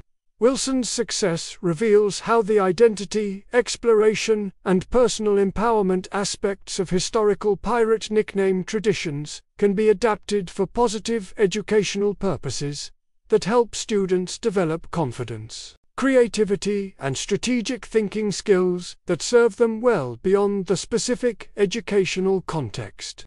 The therapeutic and personal development applications of pirate nickname principles have also expanded as mental health professionals recognize how these historical strategies can help clients explore identity issues, build self-confidence, and overcome limiting beliefs about their capabilities and potential. Confidence Captain Catherine Rodriguez, a life coach who specializes in helping clients overcome fear and self-doubt, uses exercises based on historical pirate nickname development to help clients experiment with alternative self-concepts and explore aspects of their personalities that conventional social roles might discourage or suppress. Rodriguez's work demonstrates how the personal transformation strategies that allowed historical pirates to reinvent themselves completely can be adapted for positive personal development that helps modern people overcome psychological limitations and achieve goals that might otherwise seem impossible. The business consulting industry has also recognized and adapted the organizational principles that successful pirates like Black Bart used to build and manage effective criminal enterprises. The systematic approach to team building, performance optimization, and competitive strategy that characterized the most successful pirate operations provides valuable insights for legitimate business leaders facing similar challenges. Strategy pirate Steve Thompson, a management consultant who helps businesses develop competitive advantages through innovative thinking and unconventional approaches, draws extensively on historical pirate organizational strategies while adapting them for legitimate contemporary business applications. Thompson's success demonstrates how the leadership and organizational innovation that made some historical pirates so effective can be separated from their criminal context and applied to legitimate business challenges that require creativity, flexibility, and the ability to motivate independent-minded individuals to work effectively toward common goals. The international development and cultural preservation communities have also found applications for pirate nickname traditions in projects aimed at helping marginalized communities develop stronger cultural identities and more effective approaches to advocacy and self-representation. Heritage hunter Hassan Ahmed, who works with coastal communities in developing nations to preserve traditional maritime cultures, while developing sustainable economic opportunities, uses pirate-inspired naming and identity development strategies to help community members build confidence and pride in their cultural heritage, while developing skills needed for economic success in modern global markets. Ahmed's work reveals how the cultural bridge building and identity management strategies that made international pirate crews so effective can be adapted for positive community development purposes that respect traditional cultures while preparing people for success in contemporary economic environments. The continuing evolution of pirate nickname traditions in modern contexts demonstrates the enduring power of the psychological principles that 18th-century maritime criminals discovered through practical application in life-and-death situations.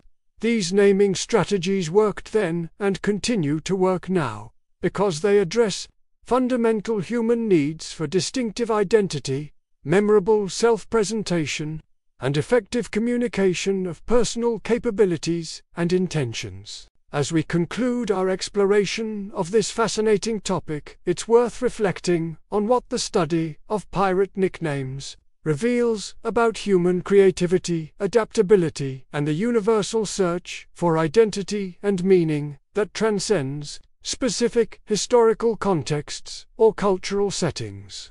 Lessons from the Age of Sail. The comprehensive examination of pirate nickname traditions reveals profound insights about human psychology, social organization, and the relationship between identity and power that extend far beyond their original maritime context. These insights remain relevant and valuable for understanding how personal branding, reputation management, and strategic self-presentation function in any competitive environment where individual capability and perceived authority determine success or failure. The first and perhaps most important lesson from historical pirate nickname traditions is the crucial relationship between authenticity and effectiveness. The most powerful and enduring pirate nicknames were those that genuinely reflected something true about their bearers, whether physical characteristics, personality traits, specialized skills, or authentic personal commitments to particular approaches or values. Honest Jim Johnson, a lesser-known pirate who built his reputation around surprisingly fair dealing with both crew members and prisoners, demonstrates how authentic personal values could be transformed into effective nickname strategies, even when those values seemed to contradict the typical expectations of pirate behavior. Johnson's reputation for keeping his word and treating people fairly made him extraordinarily valuable as a negotiator and alliance builder, while creating a form of competitive advantage that was difficult for other pirates to imitate. Johnson's success reveals that the most sustainable competitive advantages often come from authentic, personal characteristics rather than artificial, theatrical personas. While dramatic nicknames might create short-term intimidation effects, long-term success required names that reflected genuine capabilities and consistent behavior patterns that could be relied upon by allies and respected even by enemies. The second crucial lesson involves the importance of strategic thinking and long-term planning in identity development. The most successful pirates understood that their nicknames were valuable assets that needed to be carefully developed and protected over time rather than randomly adopted or carelessly managed. Planning Pete Williams built his reputation around his exceptional ability to develop complex, multi-stage operations that required extensive coordination and careful timing. His nickname accurately advertised these planning skills, while suggesting the methodical approach that made him valuable for ambitious projects that other pirates could unsuccessfully organize or execute. William's career demonstrates how effective nickname strategies required continuous investment and strategic development. His reputation had to be constantly reinforced through successful operations that lived up to the expectations his nickname created, while avoiding failures that might undermine the credibility that made his personal brand valuable. The third lesson focuses on the crucial balance between individual distinction and community integration.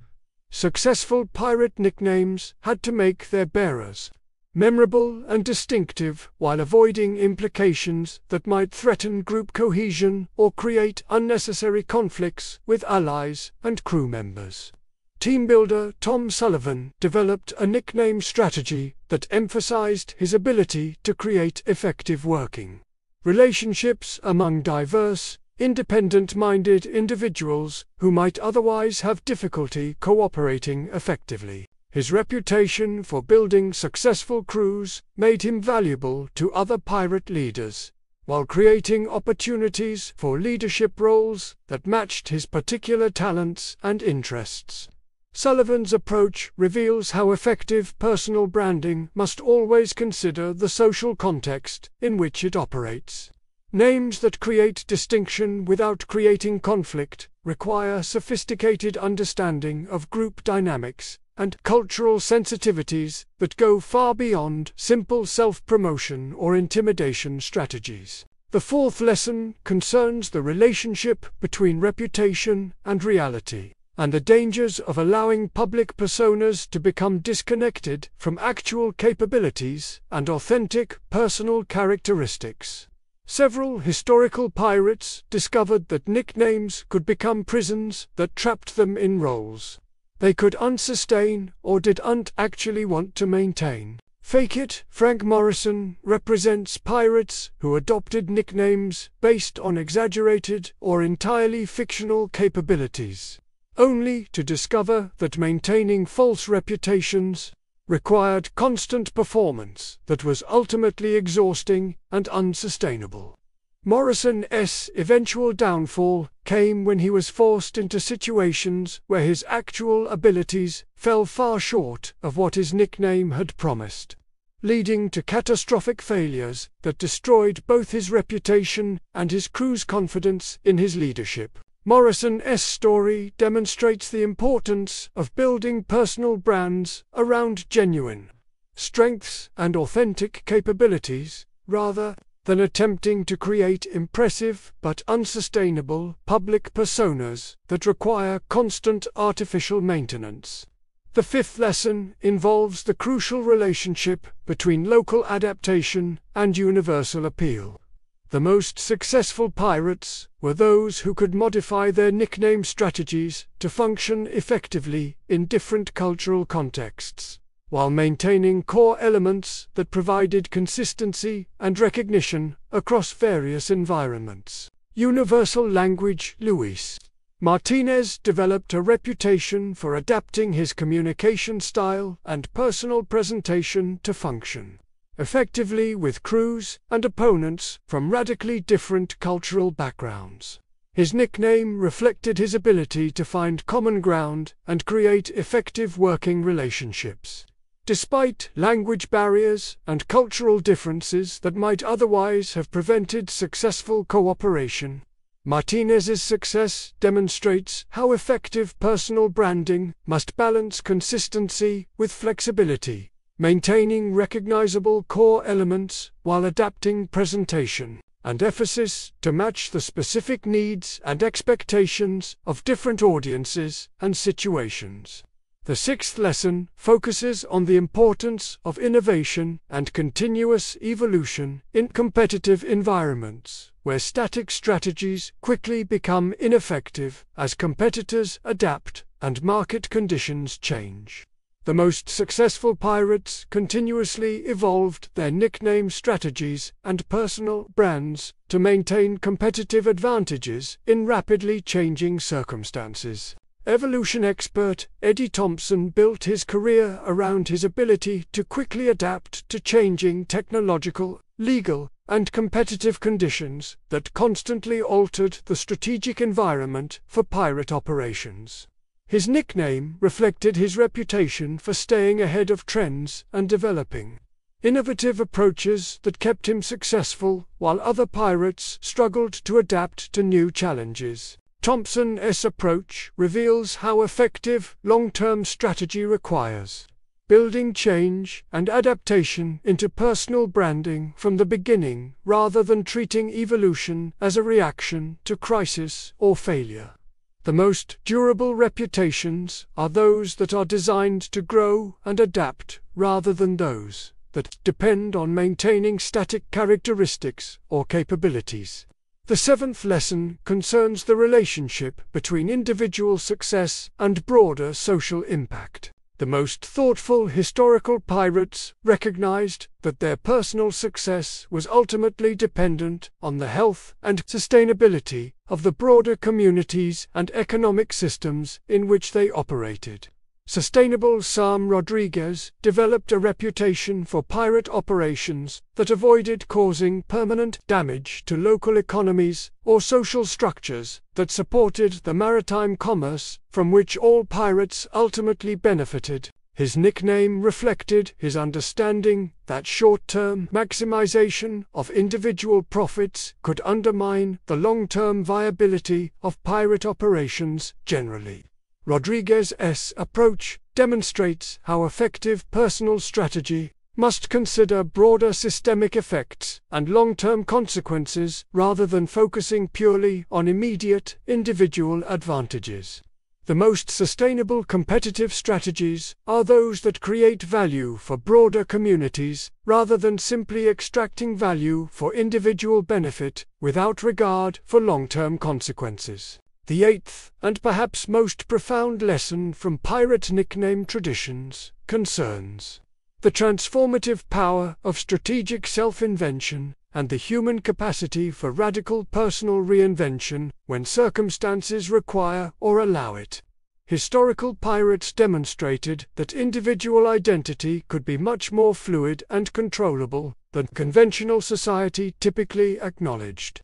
Reinvention-ready Rachel Mackenzie represents pirates who built their entire careers around the ability to continuously reinvent themselves as circumstances changed, adopting new nicknames and personas as needed while maintaining core competencies and relationship networks that provided continuity and stability despite constant external transformation. Mackenzie's success demonstrates how personal flexibility and strategic adaptability could become competitive advantages in themselves, creating reputations for reliability and effectiveness that transcended any particular nickname or persona, while providing protection against the dangers of becoming too rigidly identified with specific approaches or characteristics. The study of historical pirate nickname traditions also reveals important insights about collective identity formation and the ways that individual personal branding strategies can contribute to broader cultural movements and social changes. The most successful pirate crews were often those that developed collective nickname traditions that reinforced shared values and common purposes, while allowing for individual distinction and personal expression. Unity builder William O'Connor specialized in creating crew naming systems that balanced individual recognition with collective identity, developing nickname traditions that helped diverse groups of independent-minded individuals function effectively as coordinated teams without sacrificing the personal autonomy that had attracted them to pirate life in the first place. O'Connor's methods reveal how effective leadership often involves creating frameworks that allow other people to develop their own successful personal brands while contributing to collective success. The most sustainable organizations are often those that help their members achieve individual recognition and success, rather than requiring them to suppress their personal identities for the sake of institutional conformity.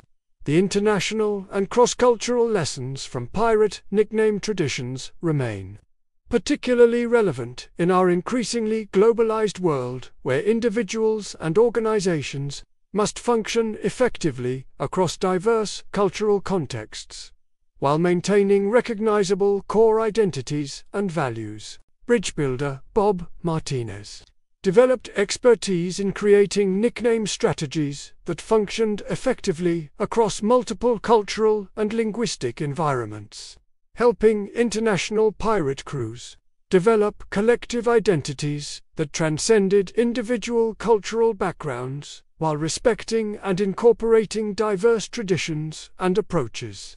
Martinez's success demonstrates how effective global strategy requires deep understanding of cultural differences, combined with ability to identify and emphasize universal human elements that transcend specific cultural contexts. The most effective international personal brands are those that combine universal appeal with authentic respect for cultural diversity. The technological lessons from historical pirate nickname traditions have become increasingly relevant as digital communication and online communities create new opportunities and challenges for identity management and reputation building. The principles that made pirate names effective in face-to-face maritime contexts often translate surprisingly well to digital environments where personal branding and reputation management serve similar functions. Digital depth. Diana Thompson built her online career around nickname strategies that combine traditional pirate approaches with modern understanding of how digital reputation systems function. Her success demonstrates how historical naming principles can be adapted for contemporary technological contexts, while maintaining their effectiveness for creating authority, building trust, and establishing memorable personal brands. Thompson's work reveals how the fundamental psychology behind effective nicknames remains constant even as the technological and social contexts continue to evolve rapidly. The human need for distinctive identity, memorable self-presentation, and effective communication of capabilities and intentions transcends specific technological platforms or communication systems. The entrepreneurial lessons from pirate nickname traditions have particular relevance for modern startup culture and small business development, where individual founders must often create successful organizations with limited resources while competing against larger, more established competitors. Bootstrap. Bill Williams, a modern entrepreneur who built multiple successful businesses using strategies inspired by historical pirate organizational methods, demonstrates how the resource maximization and creative problem-solving approaches that made pirates effective can be adapted for legitimate business purposes. Williams' success reveals how the innovative thinking and strategic flexibility that characterized the best historical pirates remain valuable qualities for contemporary business leaders who must navigate competitive environments where conventional approaches may be insufficient for achieving breakthrough success.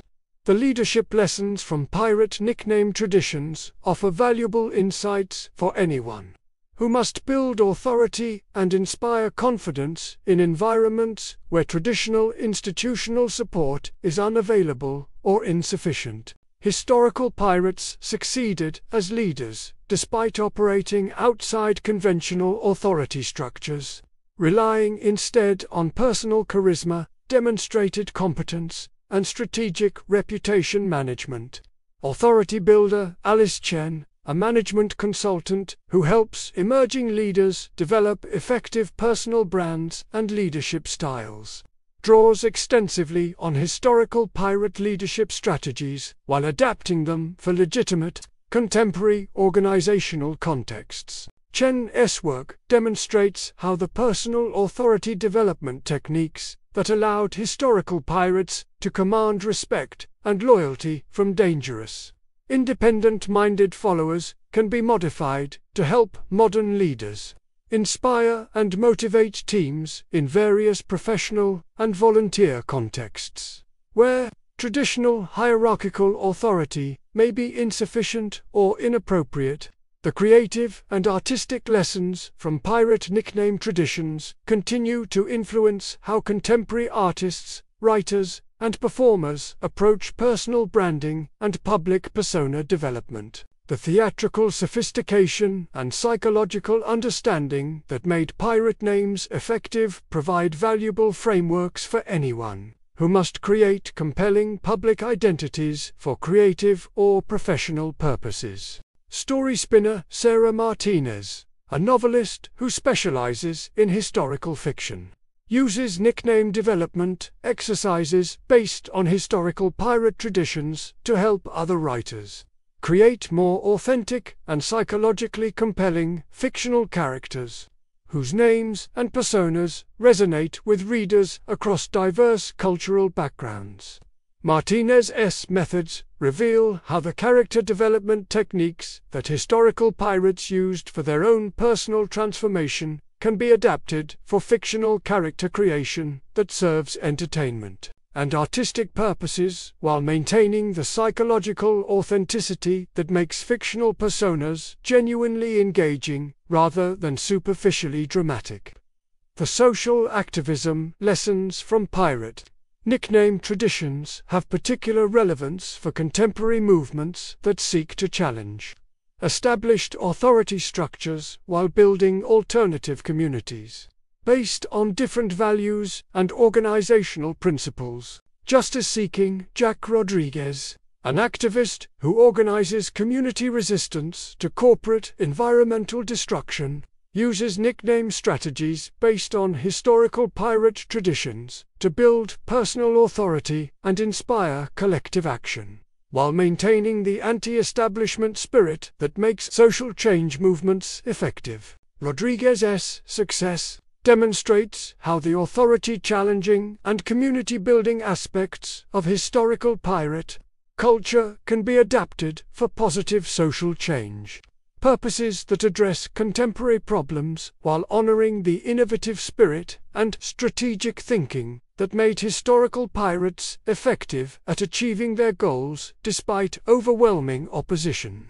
The philosophical and spiritual lessons from pirate nickname traditions reveal deep insights about human nature, personal agency, and the relationship between individual identity and social role that remain relevant for anyone seeking to live authentically, while achieving practical success in complex social environments. Truth seeker Thomas Wilson, a philosopher who studies the ethical implications of identity management and personal branding, has found that historical pirate nickname traditions offer valuable frameworks for understanding how individuals can maintain authentic personal identities, while adapting strategically to social and professional demands that might otherwise require compromising core values or beliefs. Wilson's research reveals how the identity exploration and strategic self-presentation techniques developed by historical pirates can inform contemporary approaches to ethical living and authentic self-expression in environments where social pressures might otherwise force individuals to suppress or compromise important aspects of their personalities and values. As we reach the conclusion of our comprehensive exploration of pirate nickname traditions, it becomes clear that these historical naming strategies represent far more than colorful curiosities from a bygone era. They constitute a sophisticated body of practical knowledge about human psychology, strategic thinking, and identity management that continues to offer valuable insights for contemporary challenges and opportunities. Conclusion: what your pirate name says about you. As we reach the end of our journey through the fascinating world of pirate nicknames, from the smoke-wreathed terror of Blackbeard to the elegant defiance of Calico Jack, from the systematic efficiency of Black Bart to the tragic complexity of Captain Kidd, we've discovered that these weren't just colorful names attached to historical figures. They were sophisticated psychological tools, carefully crafted personal brands, and innovative approaches to identity management that were centuries ahead of their time. The enduring fascination with pirate nicknames reveals something profound about human nature itself. We are drawn to these stories not just because they represent adventure and rebellion, but because they demonstrate the fundamental human capacity for self-invention and transformation. Every pirate nickname represents someone who refused to accept the limitations that society had placed on them and chose instead to create entirely new identities based on their own vision of what they could become.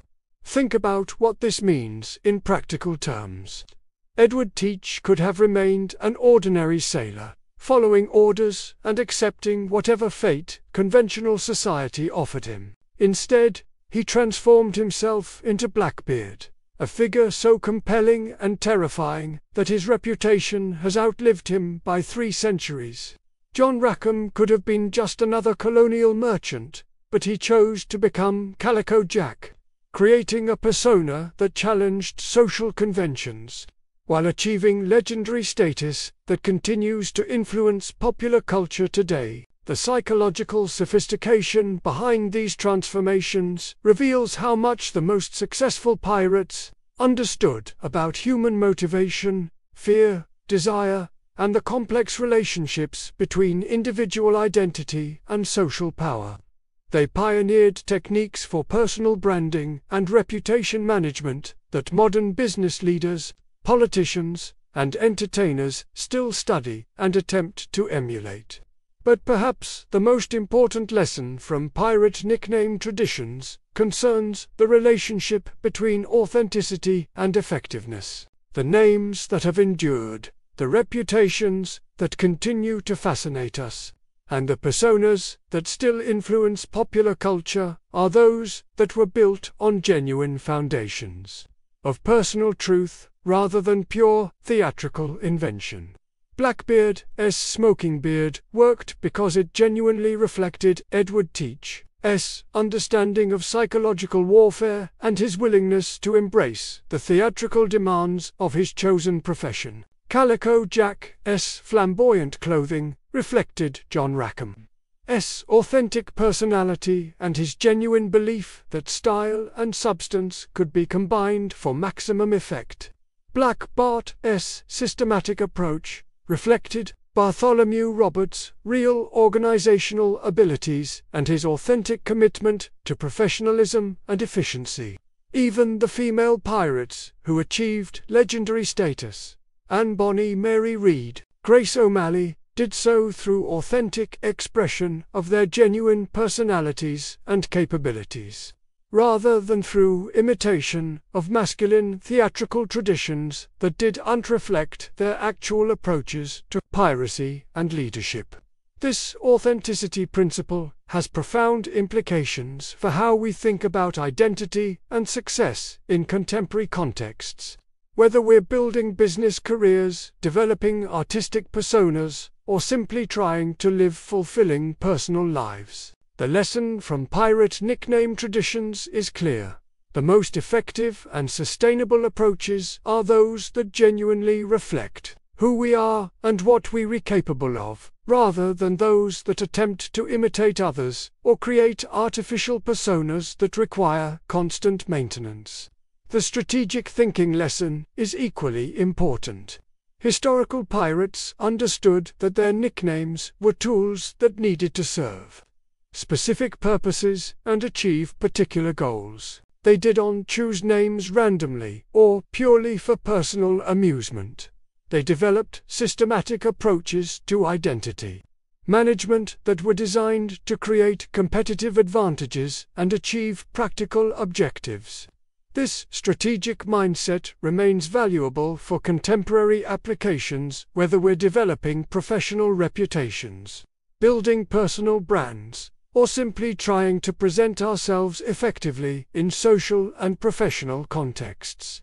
The question isn't just what name sounds good, but what impression do I want to create? What capabilities do I want to advertise?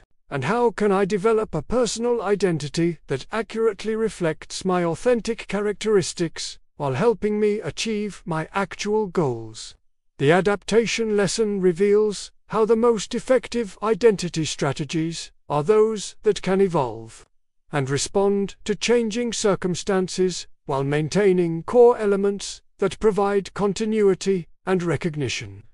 Historical pirates who built sustainable careers were those who could modify their approaches as conditions changed, while preserving the authentic elements that made their personal brands valuable and distinctive. This flexibility principle has obvious applications for contemporary contexts where technological, social, and economic conditions change rapidly and require constant adaptation. The personal brands and professional reputations that survive and thrive over long periods are those that are built around adaptable core principles rather than rigid adherence to specific tactics or approaches. The community building lesson demonstrates how individual identity strategies can contribute to collective success and social change when they are designed to complement and enhance rather than compete with or undermine the identities and capabilities of others. The most successful pirate crews were often those where individual nickname strategies combined to create collective identities that were more powerful and effective than any individual reputation could have been alone. This principle remains valuable for contemporary team building, organizational development, and community organizing efforts that seek to combine individual distinctiveness with collective effectiveness. The cultural impact lesson reveals how powerful personal brands can transcend their original contexts and continue to influence culture, entertainment, and social understanding long after the specific circumstances that created them have disappeared. The pirate nicknames that continue to fascinate us today are those that captured something universal about human aspirations for freedom, adventure, and the courage to challenge conventional authority. This cultural transcendence suggests that the most powerful personal brands are those that connect with universal human themes and values, rather than those that are purely contextual or temporary. Names and personas that tap into fundamental human desires for agency, recognition, and meaningful challenge continue to resonate across centuries and cultural boundaries. As we consider the question posed at the beginning of our exploration, what would your pirate nickname be, and what would it say about who you are? We now understand that this isn't just a fun thought experiment. It's an opportunity to explore fundamental questions about identity, authenticity, strategic thinking, and personal values that are as relevant today as they were during the Golden Age of Piracy. The process of choosing a hypothetical pirate nickname requires examining what you consider to be your most distinctive characteristics, your most valuable capabilities, and your most authentic personal qualities. It requires thinking strategically about what impressions you want to create and what goals you want to achieve. It requires balancing individual distinction with community integration and considering how your personal brand might evolve over time while maintaining core authenticity. Most importantly, it requires grappling with the fundamental question of who you really are and who you have the potential to become. Historical pirates understood that identity is not fixed or predetermined.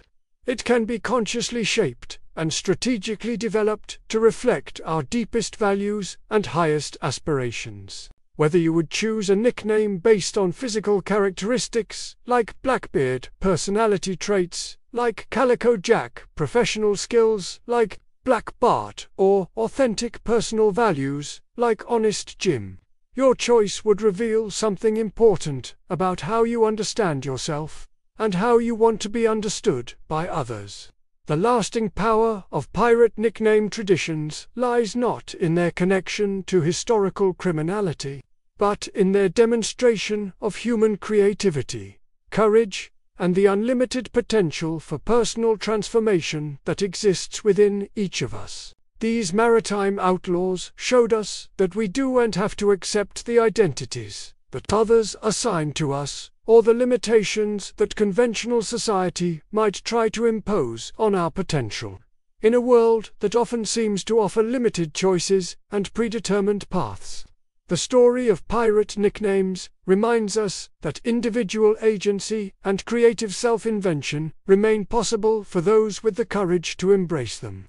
The seas may no longer offer the same opportunities for radical reinvention that they provided during the Golden Age of Piracy, but the fundamental human capacity for transformation and the strategic principles that make personal reinvention successful remain as relevant and powerful today as they were 3 centuries ago. So, as we close this exploration of one of history's most fascinating traditions of identity and reputation, management, remember that the real treasure these pirate nicknames offer us isn't gold or silver. It's the knowledge that we each have the power to choose who we become and the wisdom to understand how to make those choices strategically and authentically. The legacy of Blackbeard, Calico Jack, Black Bart, Captain Kidd, Anne Bonny, Mary Read, and countless other pirates whose names have echoed across the centuries isn't just a collection of entertaining stories from maritime history. It's a masterclass in personal transformation, strategic thinking, and the enduring power of authentic self-expression in the face of overwhelming challenges and unlimited possibilities. What would your pirate nickname be? More importantly, what would choosing that name teach you about who you are and who you have the courage to become? The answer to that question might be the most valuable treasure you'll ever discover.